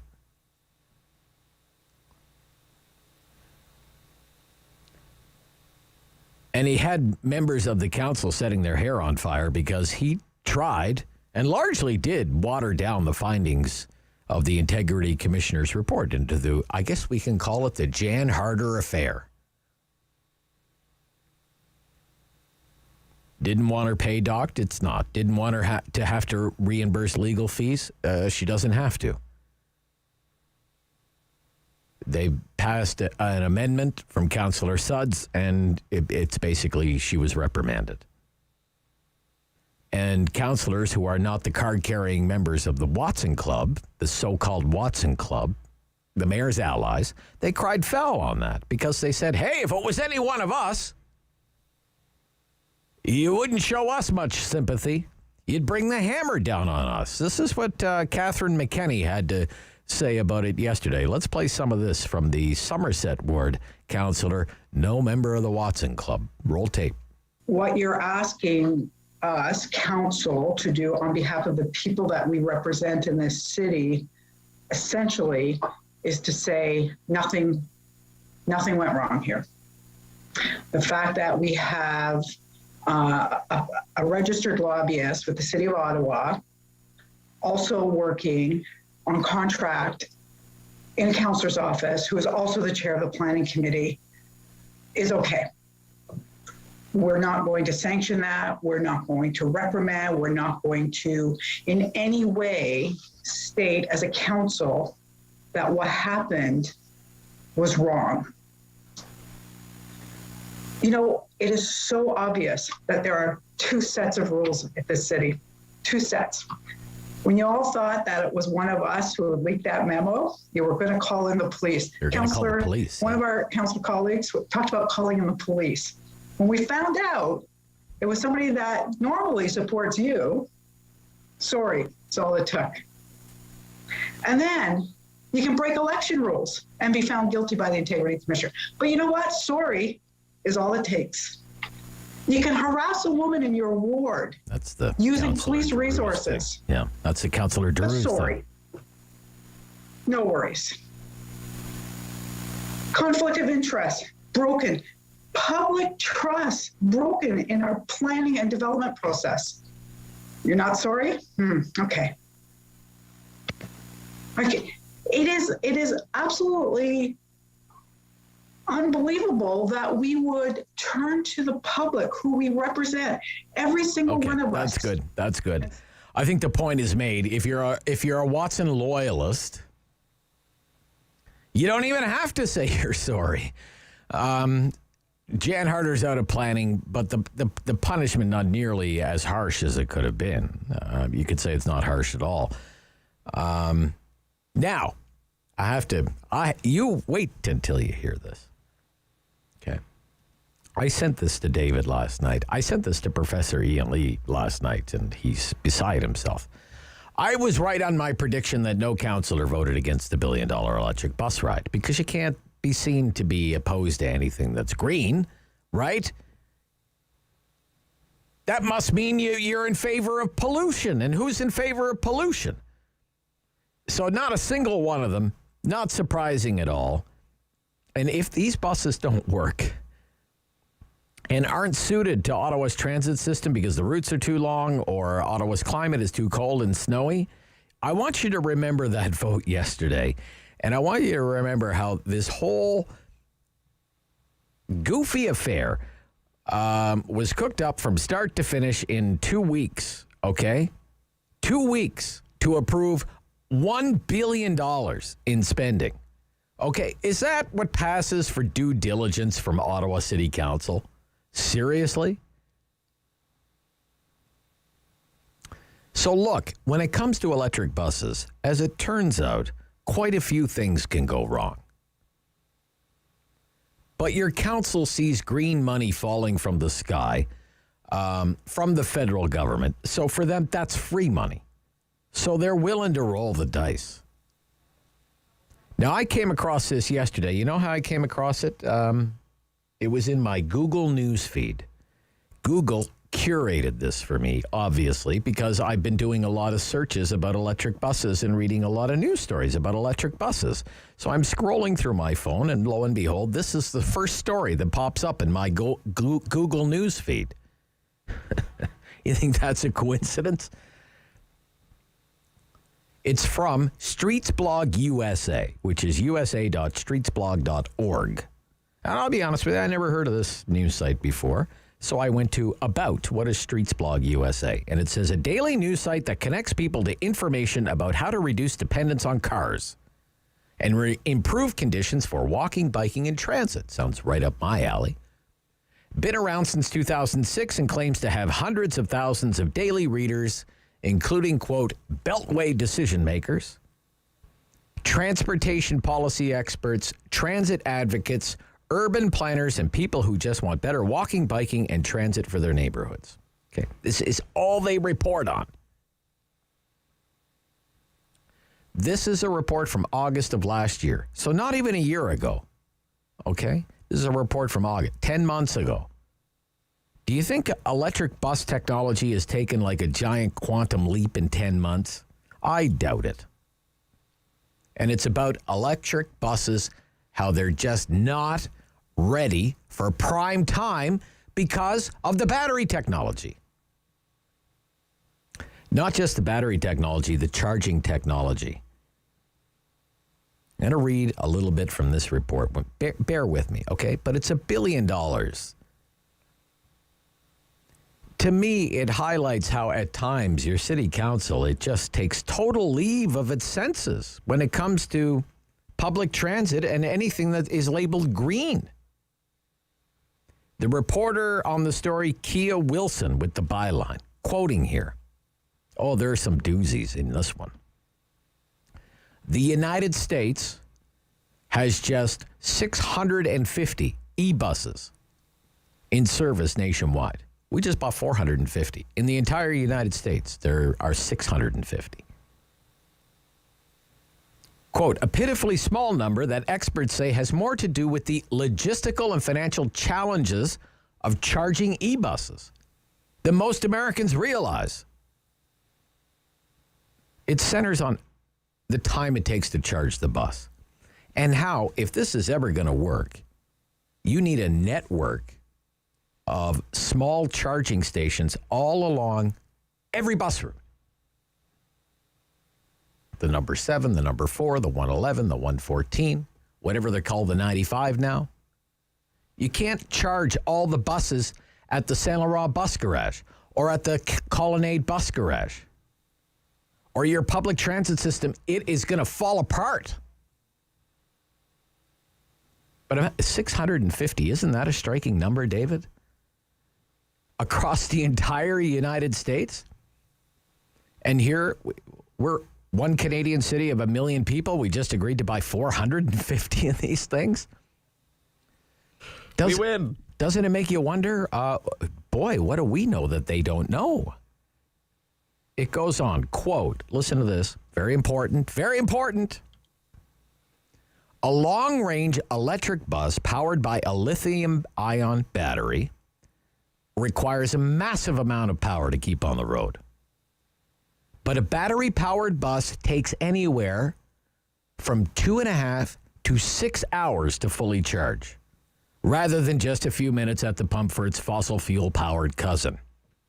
And even under optimal driving conditions, the amount of energy required to charge the popular Proterra e-bus battery, for instance, is comparable to the daily energy consumption of more than 7 energy-guzzling American homes. And that massive charge can only carry the bus 125 miles.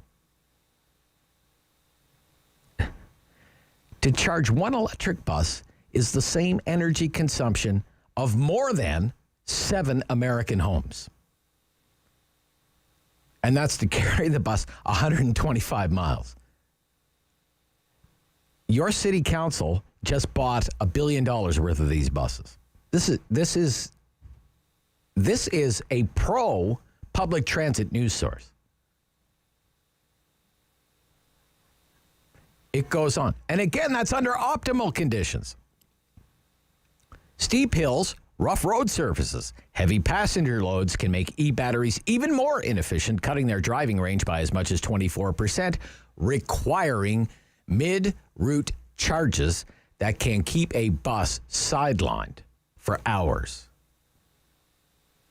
It goes on.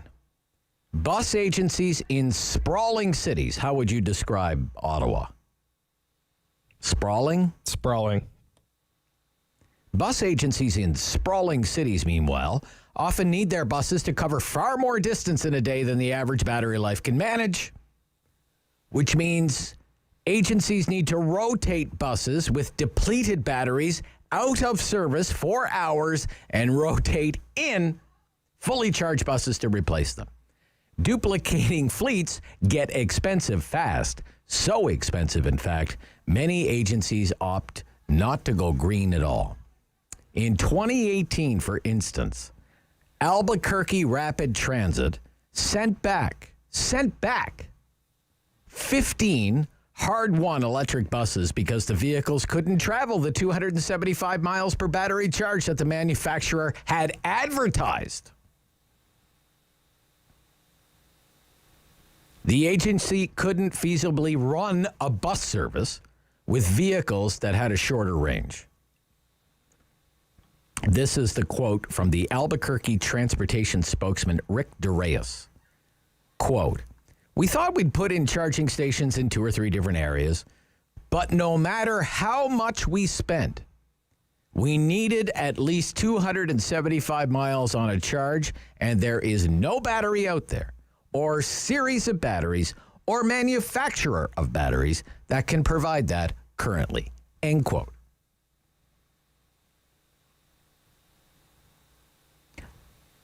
I love that. No matter how much we spent. Didn't matter how much money we spent. So look, it's a 5-year plan from your city council. It's $1 billion 5-year plan.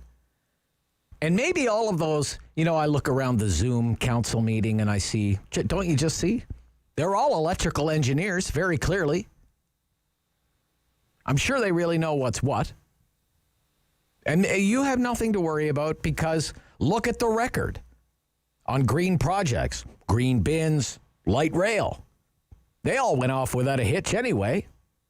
I talked about the experience in Albuquerque and the trouble that they had with their electric buses. They don't even get winter there. The head guy says, didn't matter how much we spent, we couldn't get 275 miles out of a charge. Now, maybe the situation changes 5 years from now.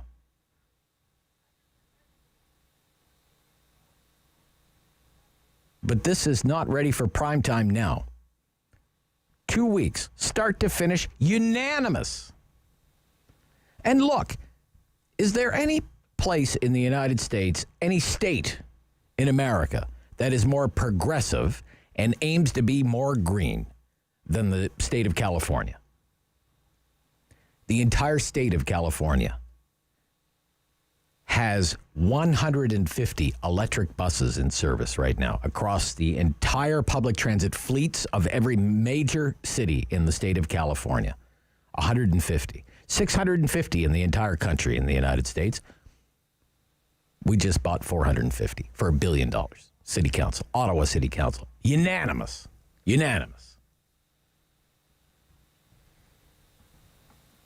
Good luck. Fingers crossed. This is the Rob Snow Show on City News.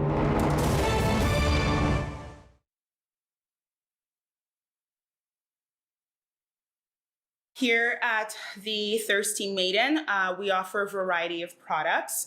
So everything from breakfast items, so it's breakfast sandwiches and scones, which have become a staple item here at the cafe. We have an assortment of pastries and cakes and desserts. So we're really big on our dessert bar, which a lot of people come here for. And of course, our delicious coffee beverages. So we do offer not your typical lattes, things like a chocolate banana coconut latte, cinnamon coconut, which is my favorite, and our take on even a pumpkin spice, which we add nutmeg and a dash of cayenne in just to give it a bit of a kick. When you start a business, you don't factor in all the things that could go wrong. You think anything that goes wrong, any failure, is got to be something on your shoulders. You didn't market right, you're carrying the wrong products, you didn't price your items correctly, all the things, right? But when this pandemic began, things going through my brain were, I didn't factor in a pandemic. And we were just starting to grow. We were about to blow up, and I think I spent 2 days crying, and then I shut my business down for, I think, a period of 2 or 3 days. And just being at home during that time, I realized this is not me. Anybody that knows me knows I'm a hard worker. I don't give up, and I'm a go-getter. And I started to think, well, I should probably just start clearing out my freezers and posting and seeing who wants to buy what. And that was sort of how I built my momentum back up. I realized that there's still a large number of people that wanted to support us and were looking for the items that I had to provide.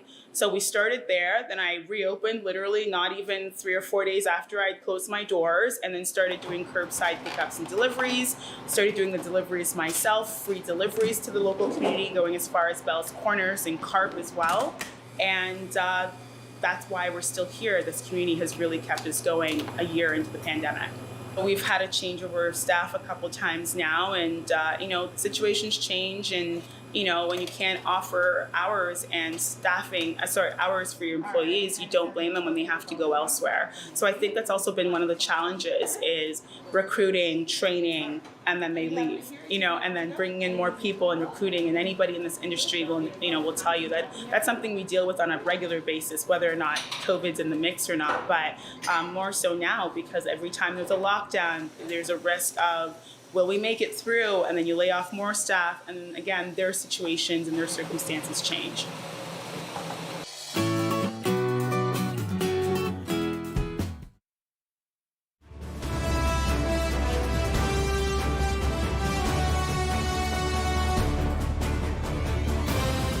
Time to talk back. On the Rob Snow Show. Have your say and call now. 613-750-1310. Yes, it is quiet on the phones. This typically happens in the summer months. The call volume drops off a little bit. But also today is Fête Nationale, right? Saint-Jean-Baptiste. So maybe that has something to do with it. Maybe a lot of people are taking an extra long weekend if they do celebrate Fête Nationale. So that'll be something in Montreal with the Habs game tonight at 8 o'clock on Sportsnet. Habs, Las Vegas Golden Knights, with a chance for the Habs, if they win, to advance to the Stanley Cup final. Now, I don't really have any skin in the game. I'm not a Habs fan. I certainly root for the Habs over the Golden Knights. Just the Habs are the underdog, they're the Canadian team. It's a nice story. It's kind of a Cinderella story. I like Carey Price. I've always been a Carey Price fan, not a Habs fan. But Habs wins Saint-Jean-Baptiste, Fête Nationale. That would be a good night in Montreal. That'd be fun. Yeah. A lot of people as well. I find this, David, because we do the Friday free-for-all, tomorrow. Love it. Favorite hour of the week. Wide open. No restriction on the topics. A lot of people I find they don't call on Thursday.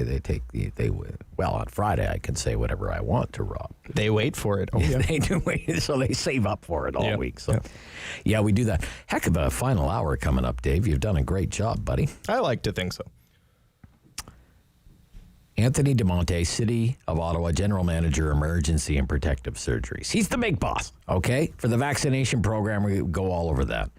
Bruce McIntyre, he's usually here Wednesday. He couldn't make it yesterday. I said, well, we'll get him on today because I have to ask him about John Yakubuski, the Renfrew PC MPP, getting moved out of the cabinet. And, what's the buzz up the line about that and other things? He's with the Eganville leader. Carol Ann Meehan, City Councillor, Gloucester-South, Nepean, and Catherine McKenney, City Councillor, Somerset Ward. And Bryce Conrad, CEO, Hydro Ottawa. So that is a heck of a final hour that Dave has lined up for us.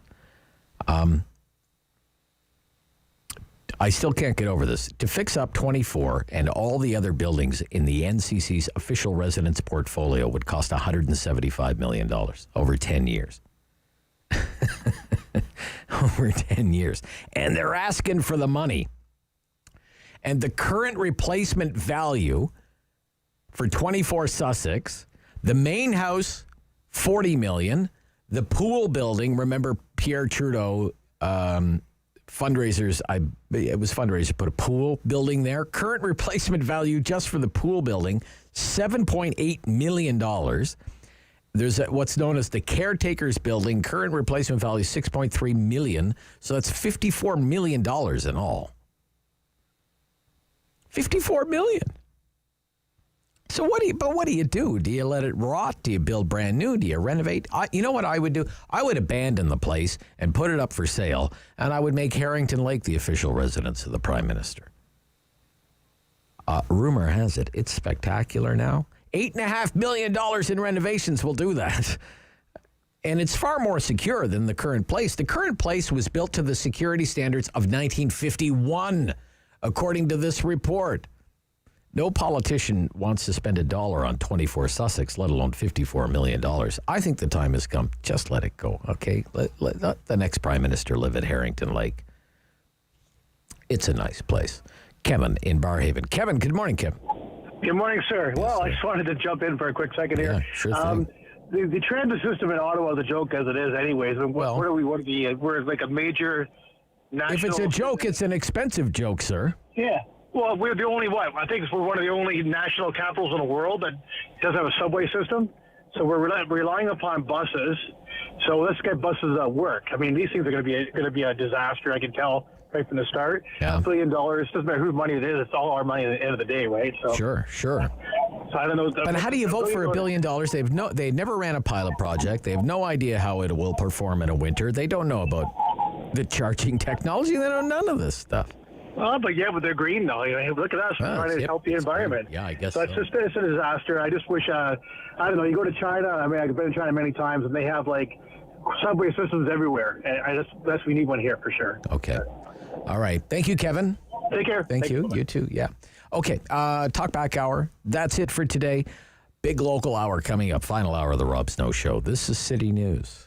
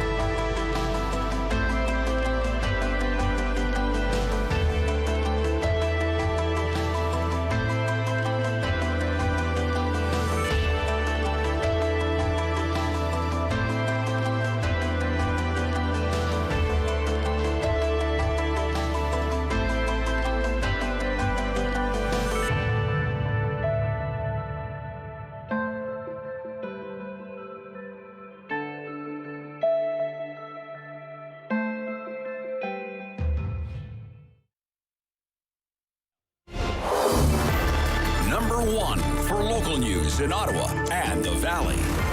This is City News, now on 101.1 FM and 1310 AM.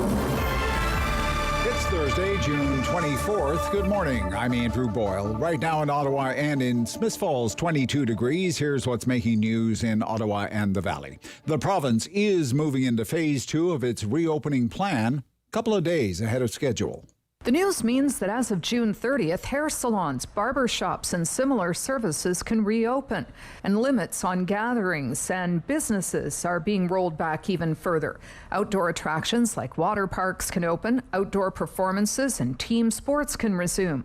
The stage of the plan was initially set to take effect on July 2nd, but Ontario's COVID-19 vaccination targets have already been surpassed. Don Kelly, The Canadian Press, Toronto. And also encouraging numbers on the number of new cases in the province. Another day under 300 new cases with 296. Now, 17 of those are in Ottawa, 1 in Renfrew. No new cases in Leeds, Grenville, Lanark. There are 2 additional cases in Eastern Ontario. The positive cases come from just over 29,500 tests. The positive rate is 1.1%.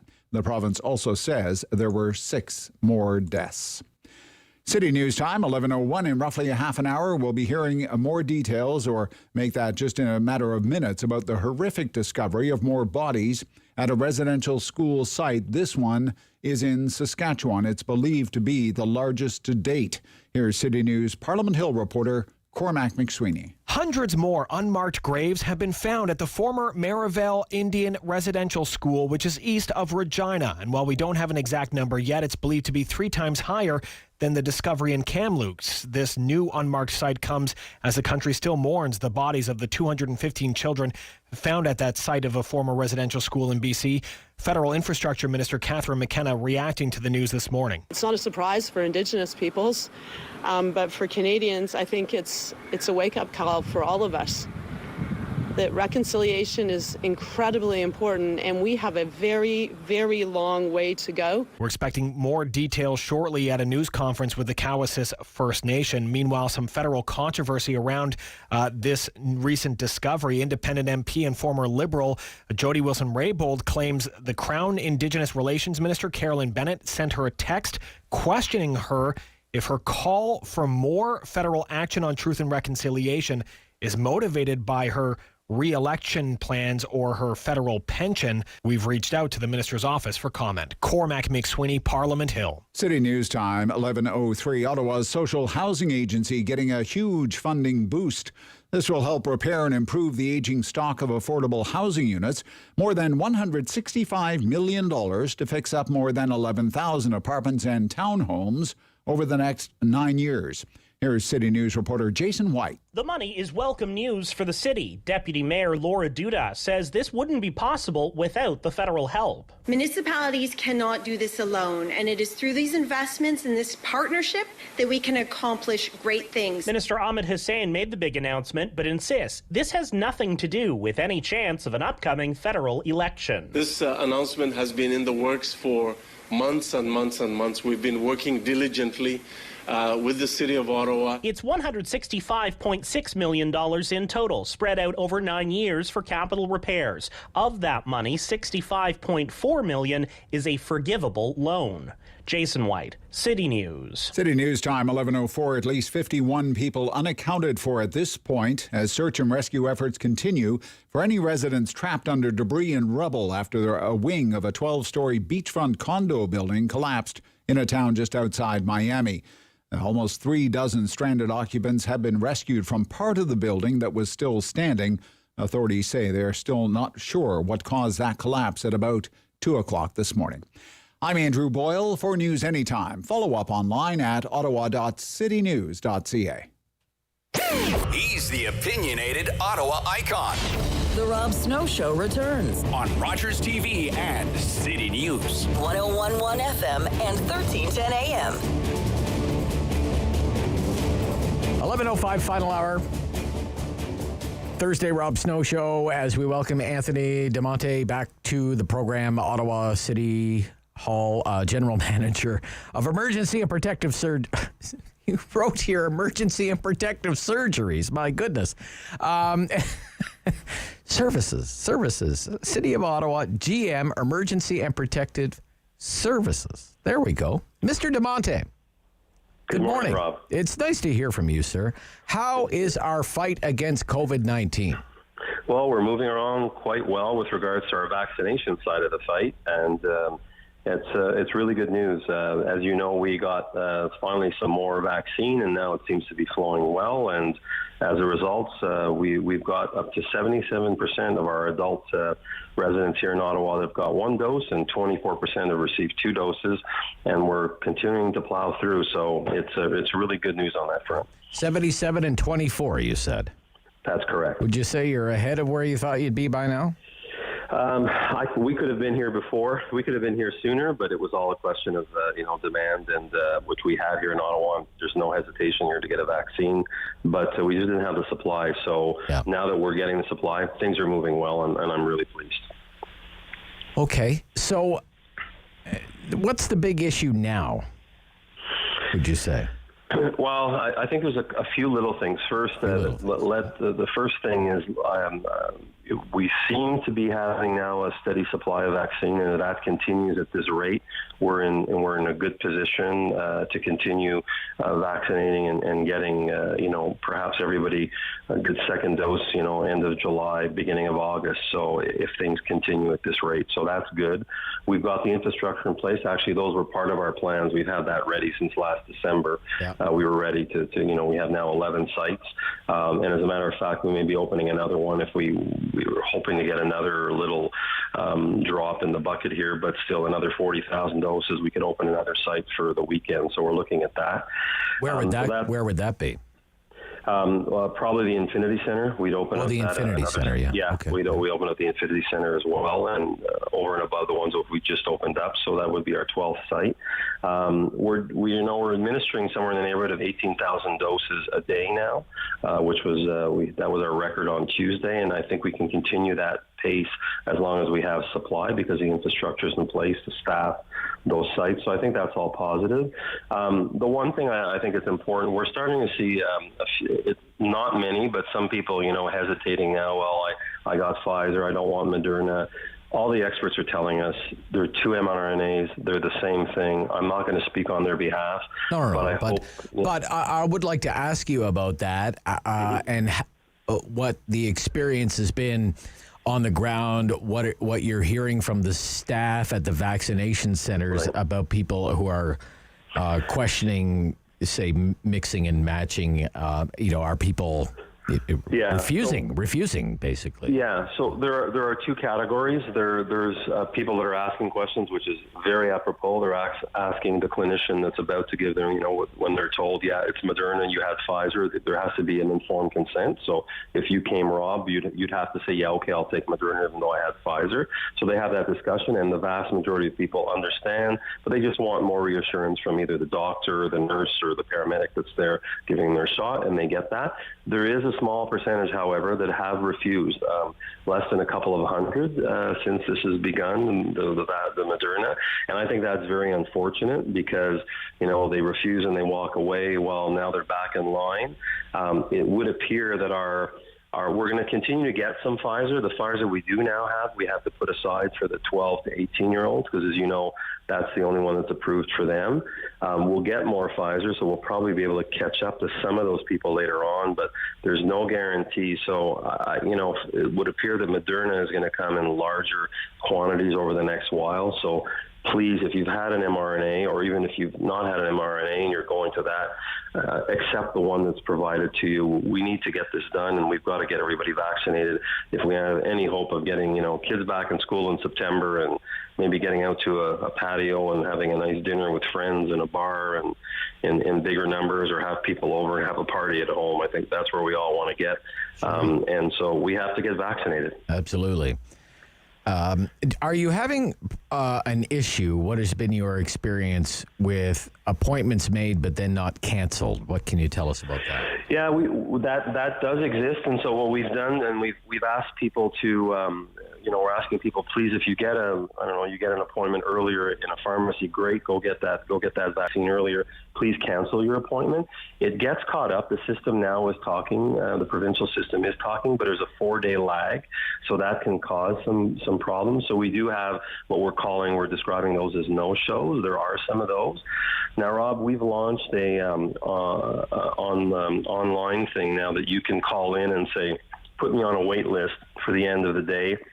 Initially, that was for when we had extra doses at the end of the day, not to lose them. We were giving it to the healthcare workers and the priority groups. They're almost all done. So now we've opened it up to the general public. So you can register on the public health line and they'll give you a call and say, yeah, we're going to have a few at the end of the day or at this time, please come on in. And if you can come in, we'll give it to you. We're now exploring for these no-shows. We may add those to the list as well, too, to take care of that. So you raise a good point. If people do get another appointment, please go in the system and cancel your appointment. That makes it available for somebody else that wants to move up. Okay. In terms of just the city's operations, you're the general manager, Emergency Protective Services. A lot of frontline workers, right? Yeah. Fire, paramedics. Fire, correct. Police? Bylaw. No, not police. No, right? not police. They're independent. The police. I have bylaw. I have the emergency management team, the emergency operations center. Okay. So that all that group. Are they all double dosed now? Fully vaccinated? Yeah. Were they prioritized or? Yes, they were, Rob. They were initially, the paramedics were with the healthcare workers, so they were the first priority group. They were all double dosed. And then the next priority group after them were the firefighters, the paramedics, and the bylaw officers. So they were all double dosed earlier on. So we've got them all protected and double dosed and out now in the community, continuing to serve the community. Okay, look, you've been a part of the planning process, going back to the emergency first being declared, right? So this stage of the vaccine program is just kind of the latest phase for you in your management of this pandemic. But let's say, and it's just a hypothetical, but we've seen in Russia, for example, outbreak. UK, a big spike in cases. Brazil, big jump in cases. Delta variant. Right. If this happens again, how well equipped are we now in the city to deal with things like, with masks and PPE and medical equipment that we need? Are we all ramped up? We have ample supply of all that stuff now? We do, and you raise a really good point. Every emergency you not only learn from, you have to take those lessons and put them in your playbook and be ready the next time. So absolutely, we learned a lot of things, and nothing is ever perfect, and it wasn't. A lot of things were really we did really well, and other things we could do better, and we will do better, and we're ready to do better. So I think that's good, and I think any organization has to be ready to learn. A lot of the challenges we had on the logistics side, we talked about PPE, we talked about vaccine delay, were a lot of things that were very much out of the control of the municipality, right? When you look at this in a global perspective, supply chains and PPE, and at one point the Americans weren't allowing PPE to come from the U.S., where we would normally get our PPE on a regular basis, was blocked because of special orders from the president and that type of thing. So yeah, we're looking at that. We've put that in our playbook, and it's part of our emergency planning. So the emergency planning group, that's what they do every day. They look at, they do scenarios, they plan, and we have a team that does that every day, whether it's for a tornado, a flood, major accident, oh my God, a collapse that we've just seen now that's happening in Florida as we speak. So those plans are all part of what we have in the Emergency Protective Services team. And this is no different. And we're learning every day. And those are the lessons we're going to put in our playbook. Do you think, let me ask you, is there going to be a formal review? Will a committee be struck to look at the city of Ottawa's response? We hear, for example, calls for inquiries and investigations and this kind of, will there be I don't know, with a postmortem or that kind of thing, fact-finding exercise or something. Yeah, actually, that's the right term. We do a postmortem. We do a debrief in our language. Every major event that we have, whether it was, our tragic bus train accident, the floods that we've had, the tornadoes. After every one of those incidents, we do a debrief. We review what took place, what was planned and what wasn't planned, and did we follow the plan, and how things went, and what could we improve. So this will be no different when this is over. The emergency operations team, when we stand down from the emergency and we're now back into regular business, will be looking and reviewing every document, everything that we've done, doing postmortems, analyzing. Each of the teams will be asked for suggestions, and that's all part of our planning. That's how we can do better. We don't just do that with our team, Rob. We'll be, our city, obviously, we're with other municipalities, have these different working groups and emergency measures working groups and that type of thing. So we'll be sharing that with our colleagues across the country, and they'll be sharing their lessons learned. So absolutely. Best practices, right? That's another term that I hear. Yeah. Correct. So with Ottawa moving into step 2 of its reopening as of Wednesday of next week, you mentioned bylaw. What will that mean? Say, what's the overriding, theme for bylaw right now? What would prompt a response from bylaw right now? Yeah. So since the beginning, and I've said this several times to some of your colleagues in the media, that, the bylaw, we gave tickets to somebody that wasn't wearing a mask or wasn't following the rules. I always tell people, enforcement is just a tool. Each and every one of us have to understand why these rules are put in place. In this case of public health emergency, why the public health experts tell us, you should wear a mask. You shouldn't be so many people in a store. You shouldn't, you should be so many meters from the big box stores should have these types of signs. So our role is to just ensure that people are following those rules, because if we all do, then we're going to, be successful, and, we're going to flatten the curve, as we were talking about at the beginning. So nothing's going to really change. We're just going to adapt now to what step 2 allows us to do. So step 2, open indoors in small numbers and face coverings, expanding the number of people. So all we'll do is, when we are called, we go and we use discretion. I mean, when we look at the thousands of calls that we receive, very few end up in, unfortunately, having to be more severe and give a fine. The objective is for us to be part of that the toolkit of public health, and we follow the rules. And those who aren't, we're telling them, well, you have to follow the rules. And if they still don't follow, well, then we have a tool called the fine to be able to intervene. So nothing really going to change in their approach. It's going to be, again, intervene when necessary, and to try to encourage people to follow the rules. Okay. Thank you so much, and thanks to all your staff who continue to do great work. When people call in and they talk about going to a city-run vaccination clinic, Mr. DeMonte, I have to say that I've never heard a bad word, sir. Nothing but praise for the operation. That's really nice to hear, and it's on. And thank you for saying that. It really is the team that are on those sites, and I appreciate that. Thank you. I'll pass that on for sure. Thank you, Anthony DeMonte from the city of Ottawa. This is the Rob Snow Show on City News.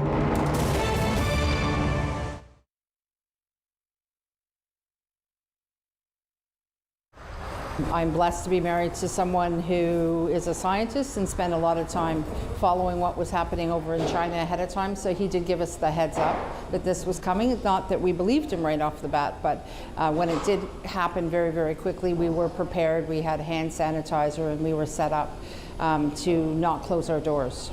So we locked the kitchen down at Wellington Street, but we left this kitchen open. We put in protocols immediately. We only allowed our very small crew of 4 or 5 people in at the time. No deliveries were allowed to come in or out of the building without, they just weren't allowed in and out of the building. So we met them at the loading dock and had very strict protocols in place right away. We had masks and hand sanitizer and the whole thing. So we're very lucky from that perspective, and we're able to, learn as we went, as far as doing small, individually packed caterings, the frozen soup program, Food for the Ottawa Mission. So we didn't have to close the kitchen and then learn how to reopen it. We just were able to modify and shift as we needed to. Because of our partnership with the Ottawa Mission, we were able to very quickly help support them. They were able to send us some product and some supplies, so it wasn't a burden on our business, and we were able to supply the staffing and the packaging to help produce that when they needed it the most. And we produced about 1,400 meals a week to complement their meals, and we started our soup program right away. We realized very quickly that there was a need in the community to get together and all work together, not only to support local, but also just to support all the people that were suddenly in a position of, being locked down and not being able to get out. So by starting that soup program, our community, our clients got online and started making donations for the soups, and we were able to produce the soups and get them back out to people that needed it. We're right now currently making 150 liters of soup per week, but we've made, I would say, 5,000 or 6,000, easily since the pandemic. Probably more. I'd have to do the math, but lots. I think everybody in the city has to be very aware of how blessed we were to have great weather this summer and people were able to get out and about, and that's going to shift. So we do have to be much more aware of who our most vulnerable is, and I really think we have to work together as groups. There are so many organizations in the city that are doing something and contributing and working together, and I think it doesn't matter who, but see what you can do to just step up and help them, whatever it is, whether it's driving or delivering food, or someone has extra zucchini in their garden, or if they can afford to donate some money to any of these organizations. I just think we all have to work together. We're smarter and wiser than we were the first time.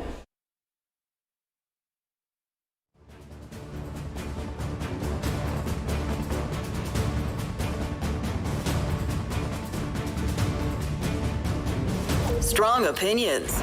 Rob Snow Show returns on Rogers TV and City News. 101.1 FM and 1310 AM. Bruce McIntyre is here with Valley View. Bruce is with the Eganville Leader. Also writes for ottawa.citynews.ca. Good morning. Good morning, Rob. On a Thursday, I have to get my bearings straight. Hey, it's great to have you on any day of the week, okay?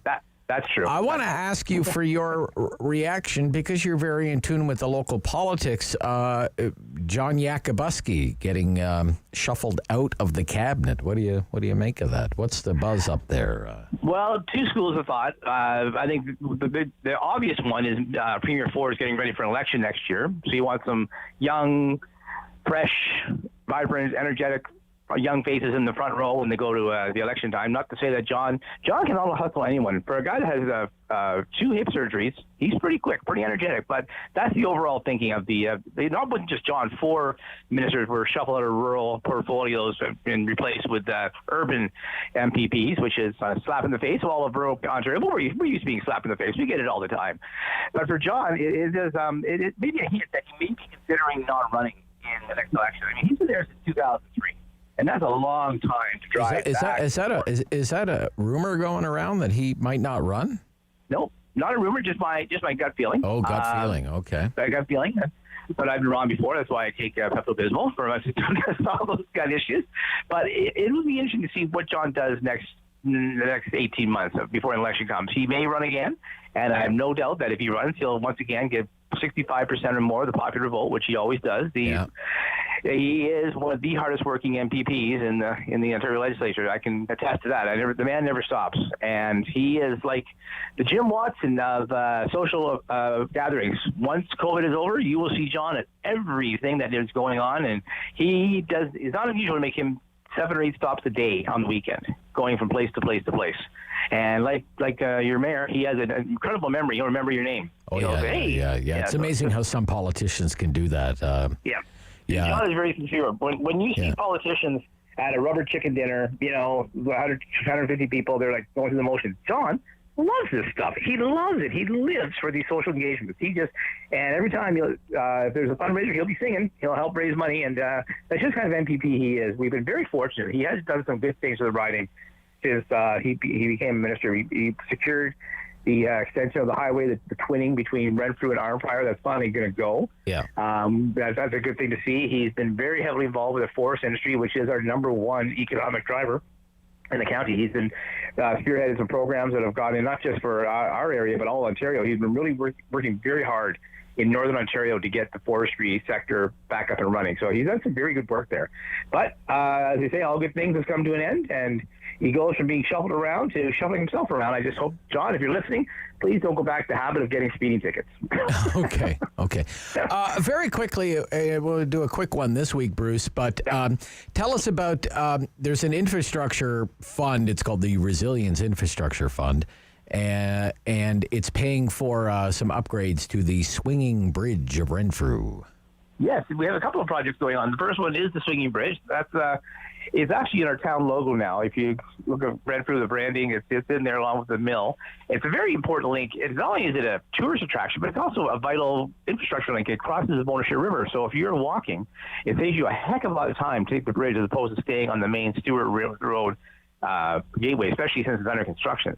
So that bridge will be, they're doing the design plan right now. It's one of those grants you have to hurry up and apply, so they had to rush it through. And had that grant not been available, it's a special grant through the federal and provincial government to assist communities who have been hit by COVID, primarily in the tourism sector. And Renfrew's taken a big hit. It really has. And it'll be good. It'll be the second time in the last few years the bridge has been upgraded, and people, when they walk on it, it's like, oh my God, it's swinging. It really is a swinging bridge. And it spans about 100 feet over the river. So it's a beautiful site as well. So I encourage your listeners to come down and walk on the bridge before it is closed for construction, probably by the end of August. And we have the fund also in Calabogie played for a parking lot. Calabogie was forced to build a second parking lot at the Eagle's Nest Trail because of you, Rob. You and your people in Ottawa. Yeah, sure. Okay. The floods are coming, so people come in. We have to make a second parking lot for them to get them off the highway. So it's a great fund, and the taxpayers aren't taxed directly, but they still have to pay for it. Okay. Great to hear from you. Great to hear from you this week, Bruce. Well, thank you, Rob. And we put a special page just for you on A6. I recommend you go read that and you'll understand why we talk about that little town so much as far as leprechauns go. So we put that in for you. I'll take a look at that, but we got to run. Thank you. You go run. Yep, from the Eganville Leader. Paper's out today. Oh, that's Bruce McIntyre. No, paper was out yesterday. Sorry. The news conference is underway for the leadership of Coassus First Nation. And it's terrible news. Ground penetrating radar recently discovered the graves at a former residential school. 751 unmarked graves at the site of this former residential school. 751 unmarked graves. They're talking about it right now. People want to come. They can come. I have a lodge. My husband had built me a little lodge, so that's where I see people. I don't tell them anything. I don't tell anyone who's there, but I'm busy. Thank you. Back to you, Larissa. Thank you, Florence. Thank you very much, Chief. We will now have Chief Bobby Cameron. Tony, can you please pin Chief So our next Cameron? newscast comes up in just 2 minutes. We have a complete update on this story about this former residential school that was run by Roman Catholic missionaries. It was built in 1899. It's east of Regina, about 160 kilometers east of Regina. 751 unmarked graves. Complete update coming up. This is the Rob Snow Show on City News.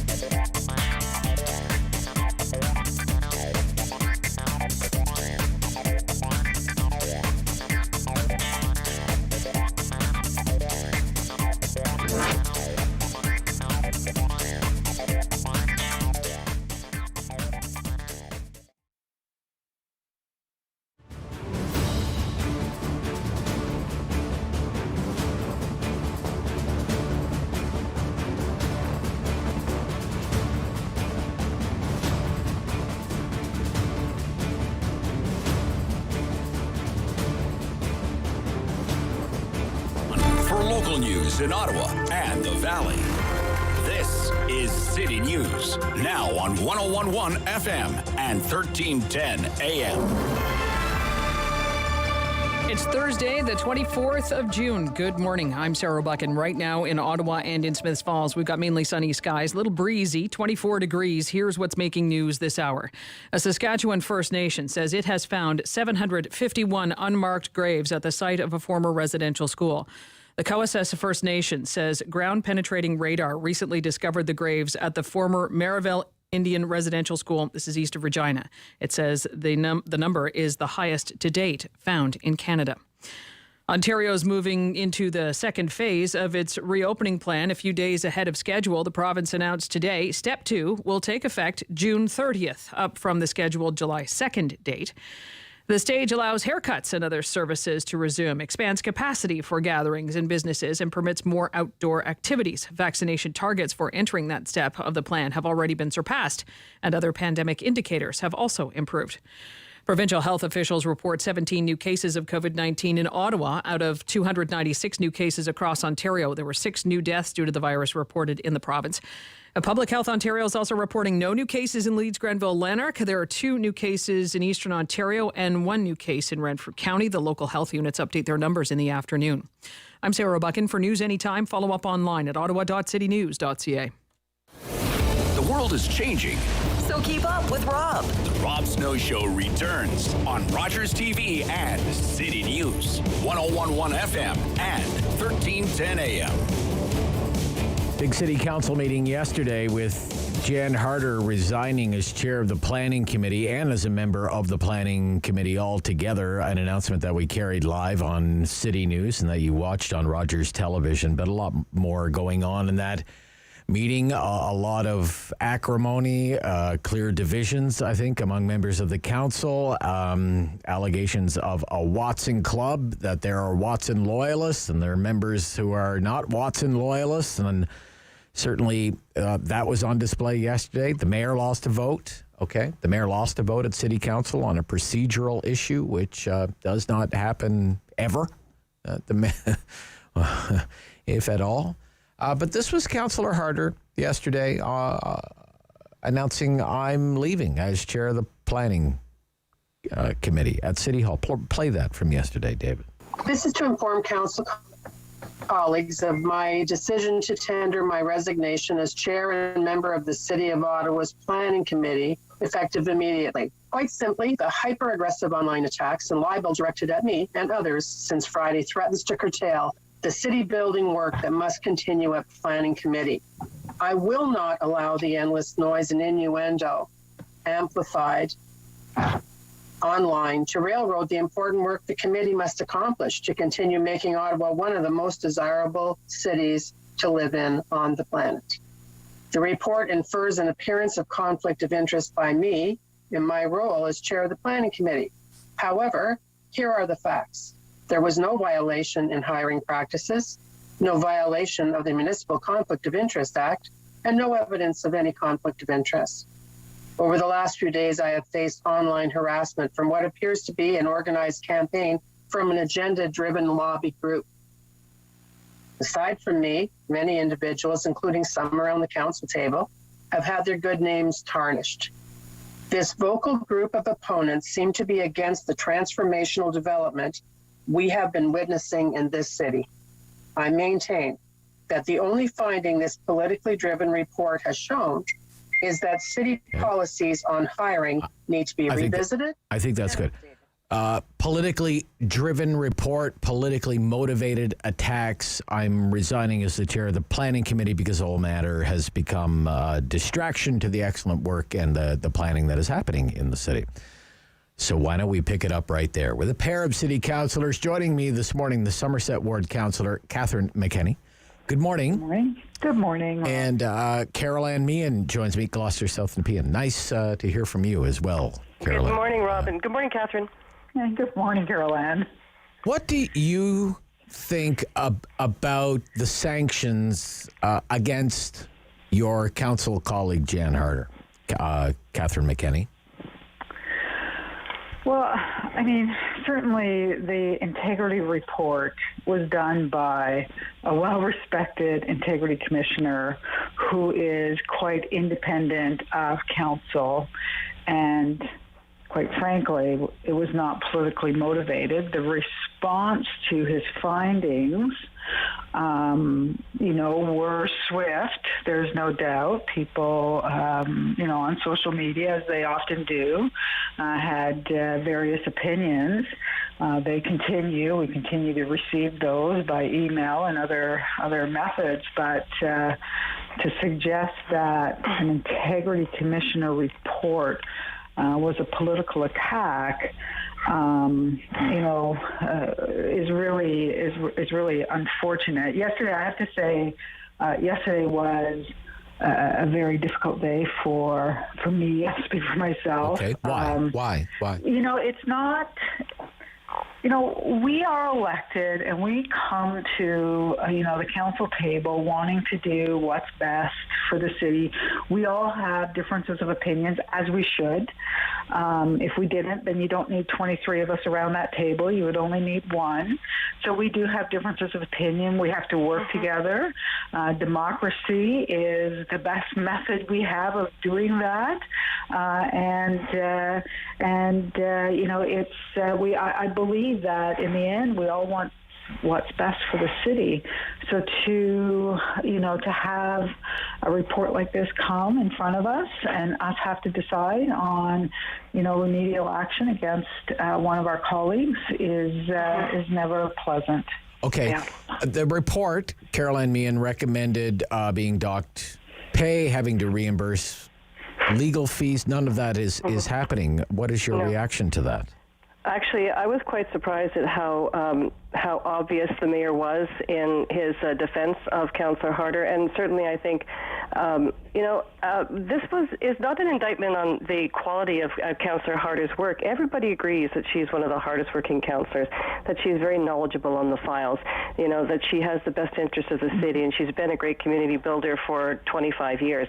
It's not that. We were asked to weigh in on an integrity commissioner's report that found that she was perceived to be in a conflict of interest. There was no financial gain on any of this, but to the appearance of a financial or a conflict of interest, she would not even acknowledge the appearance.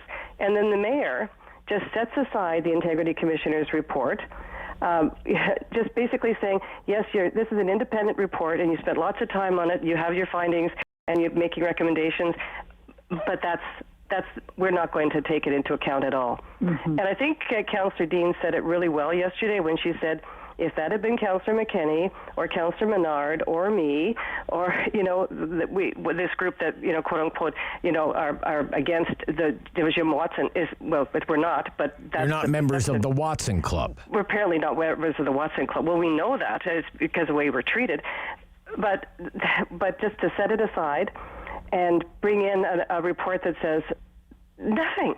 She has there's no repercussions to this report. I just found it extremely blatant and almost a slap in the face to everybody, especially the integrity commissioner. So Councillor Meehan, you think she should have been docked pay and should have been forced to repay those legal fees? Because that's, well, let's put it this way: if it had been me, my pay would be docked, and I would be repaying the legal fees. I have no doubt about that. And if it had been me who leaked the minutes of the meeting of the lawsuit for LRT, call the police. They were seriously. They would have called the cops on you. Yeah. No, the book would have been thrown at us, Rob. Mm-hmm. We have no doubt about that. So that we were speaking truth to power yesterday, and I think it took a lot of guts for Councillor Deans and for Councillor McKenney to say what they did yesterday. Because that's been the feeling through the entire 3 years of council so far. I went in there as an independent. I have found out though that I can't, if I vote against something that the mayor wants, all of a sudden I'm sidelined. What do you mean by that? You're sidelined. You have to be down there to understand. You have to be down there to understand. Sure thing. Dissension is not welcome. You're either in the boat or you're out of the boat in hot water. So, and seriously, I feel that I vote with the mayor often.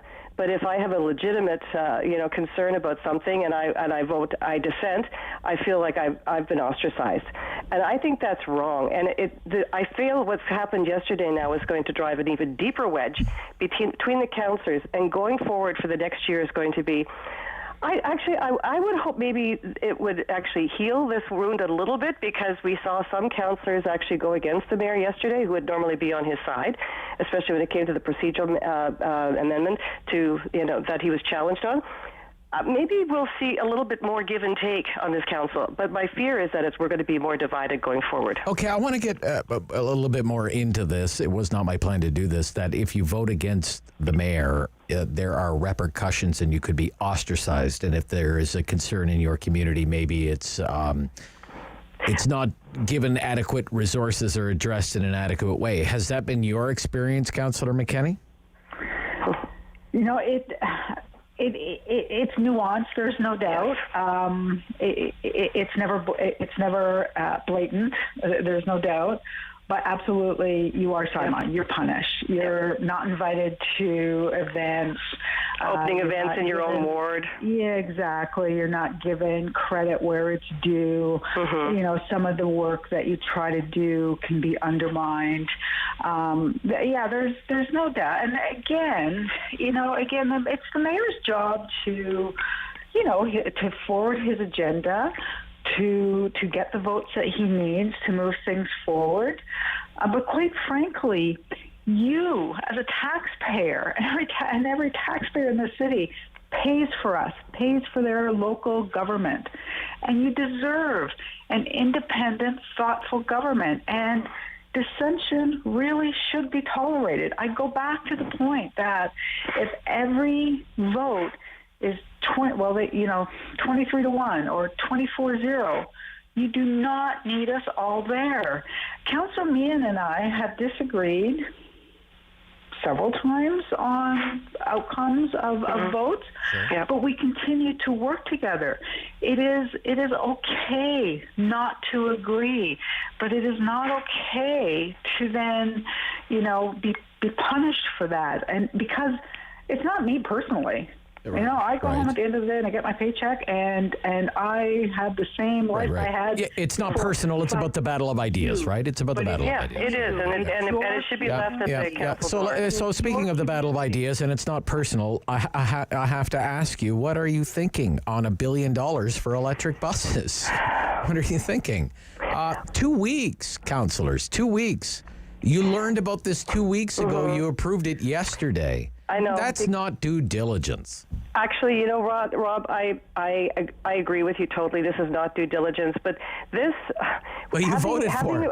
You voted for it, Councillor. Well, having voted for climate emergency and wanting zero emissions, initially it is interesting because initially we had to fight to get, the 4 electric buses, and all of a sudden, philosophically, the whole idea has changed about what we should do. And then we've got the infrastructure bank and the federal minister jump in with all his funds, and all of a sudden, it's start the ignition and away we go. I personally think that we are being a little too fast at this. I've contemplated the thought of bringing in a motion yesterday that before we do anything, that we had to have a comprehensive pilot project that would get these electric buses into the system and have them go through an Ottawa winter to test the batteries and the buses. I knew I would never get that. That would never fly. That would never fly downtown because the staff was recommending this. And many of my council colleagues believe that this is the best way to go.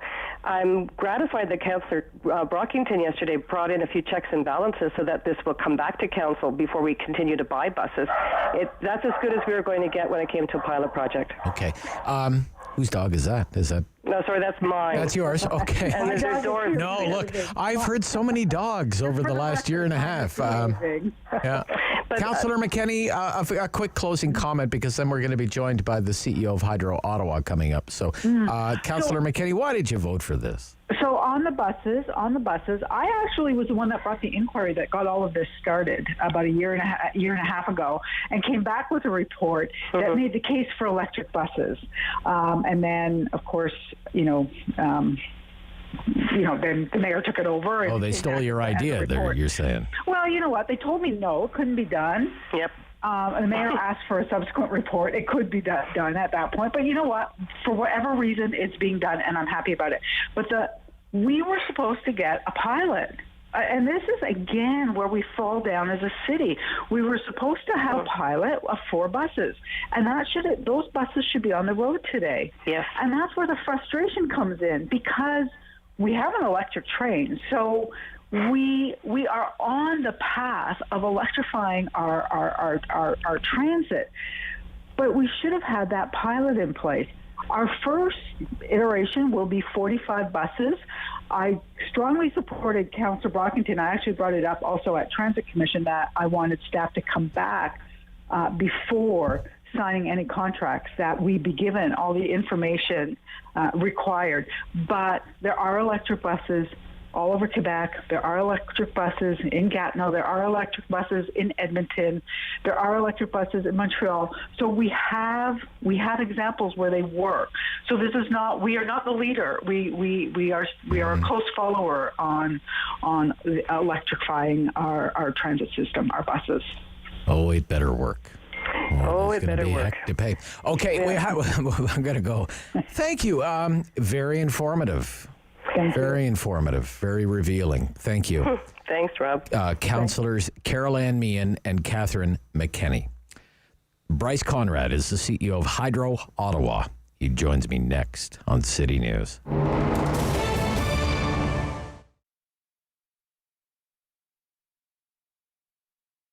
The opening a business especially in a pandemic, in that kind of situation, is very challenging. First, people don't know me, people don't know my product. To build a new clientele, to build a trust for them, to show them that I care about it.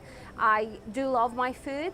That was the biggest challenge. And of course, in all lockdown, where I had to face it regards my employee, girls, ladies, what they work for me. I didn't want to tell them, sorry, I'm closed, I'm not having a job for you. No, they have families, they have kids to feed. So this is very important because we are family orientated.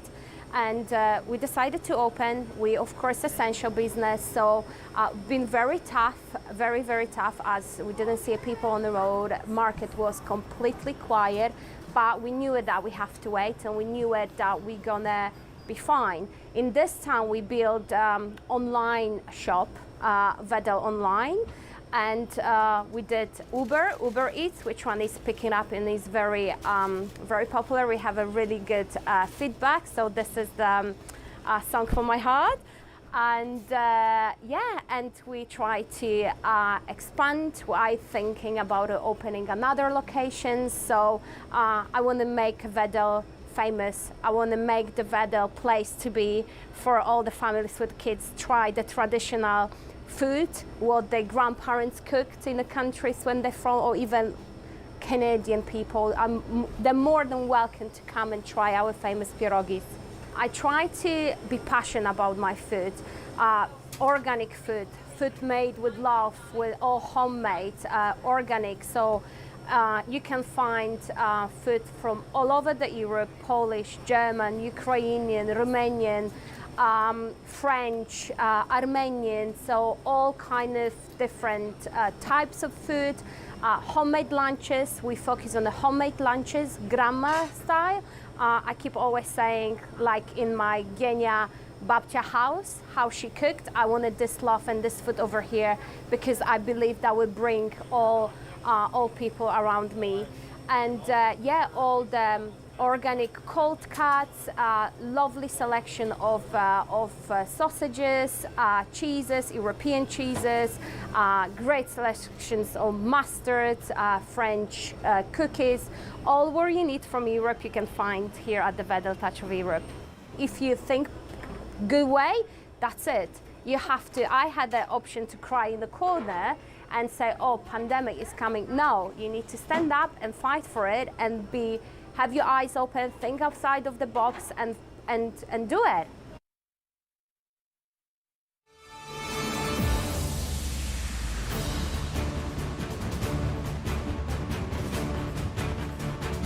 Fair. Fun. The Rob Snow Show returns on Rogers TV and City News 101.1 FM and 1310 AM. Bryce Conrad, CEO, Hydro Ottawa. Joins me on the Rob Snow Show this morning here on City News. Good morning, Mr. Conrad. Nice to hear from you. Nice to hear from you, Rob. How are you? I'm good. I hope you're keeping well these days. I am indeed. So That's good. Glad to hear. Looking forward to my double vaccine on Canada Day, which I think is entirely appropriate. When did Hydro Ottawa first become involved in discussions about electrifying OC Transpo's fleet of buses? Let's say 12 to 14 months ago, 16 months ago, we started having conversations around the pilot, initially a 2-bus, 4-bus pilot that we were going to help them with. So, we are, it's probably, 14, 16 months ago. So those are coming online. The work's being done at the St. Laurent Garage. We hope to have our side of that work done middle to the end of August before the buses arrive. And those 4 buses should be out on the roads sometime in the fall. Okay. To OC Transport. But 16 months ago, but for the pilot program. Correct. Right. Which is a lot different than 450 buses, right? So, which I will grant is a 5-year plan. So what is involved there? What do you have to do to make that an engineering reality for Hydro Ottawa? For the full 450 or for the initial purchase? Well, I guess the original delivery will be 74, right? If I have That's that correct. Well, I mean, the city, I think when Mr. McGuinty took it to Transit Commission, it was to get the authority to enter into the agreements with, ourselves, with the Canada Infrastructure Bank, to procure the first initial batch of buses, which I believe are 74. So that would be out of this year's capital budget for them. So, for us, 74 buses, we need to upgrade the substation at, in and around the St. Laurent Garage. And then we need to obviously invest in the electrical infrastructure to make sure that the buses, when they do arrive, are fully functional and operational. So we plugged in effectively. Okay. This isn't rocket science, Rob. It's what we do every day. Not rocket science. You do it every day. Okay. Do you know how much it will cost for Hydro Ottawa to do this? Well, it's part of the deal with the infrastructure bank. So effectively, it's about 25-30% of the total cost. So if the initial budget is, I forget the full number, but I think we're in about $70 to $80 million for the electrical infrastructure to support it. Okay. Where will the buses be charged? In reading about electric buses, and we're all playing catch up here because it's a novel technology. So, where will they be charged? Is it going to be like a big charging facility at the St. Laurent Garage or out in Columnist or both? Or is there a plan to have charging stations along routes? Can you give me a sense of that, or have you even gotten that far yet? No, I think intuitively where we are is it'll be charged at the various garages, the various depots. So we'll start with St. Laurent. St. Laurent is where the initial ones will be charged, the initial fleet. To the extent that OC Transport continues with the project and continues to electrify its fleet, then obviously they'll expand it to the other depots. But these will be charged in the garage. So whether they be brought back and charged overnight or they be brought back, it takes about 4 hours to fully charge one of these batteries. So in terms of route planning and stuff like that, I leave that to the experts at OC Transport. But right. They'll be back in the garage. Takes how long to charge a bus, do you figure? About 4 hours to fully charge one. About 4 hours. Okay. Now, as this moves along, how nimble do you think OC Transco or the Hydro Ottawa can be to adapt? For example, if Colonnade or the St. Laurent Bus Garage doesn't work, and you would need, say, a roadside charging facility or several roadside charging facilities along the routes, so to speak. Would that be even feasible, sir? Do you think something like that would be feasible? Well, it's feasible, but it's not in any way part of the plans, let's put it that way. These are meant to be back, coming home every day, being charged up in their garage, and then being redeployed. These are buses with, extra long mileage. So there's no reason why we should ever have to adjust the course of that. So you're not worried about it at all, sir? Am I worried about the bus project itself? No, not really. I mean, I think, provided the financing comes through and provided we can get all the stuff lined up with the infrastructure bank and with the funds, I think this is a great project for the city of Ottawa. And I think, as Hydro Ottawa, we're happy to support it. I mean, I actually think it's a good thing in the sense that, Mr. McKenney is a first-class operator of transit, but doesn't know a whole lot about electricity. So right. What better thing to do than sort of hand that off to us and say, okay, we'll partner with you. You tell us, I'll take care of the buses, and Hydro Ottawa, you take care of the charging infrastructure. Right. What about charging electric vehicles in the winter?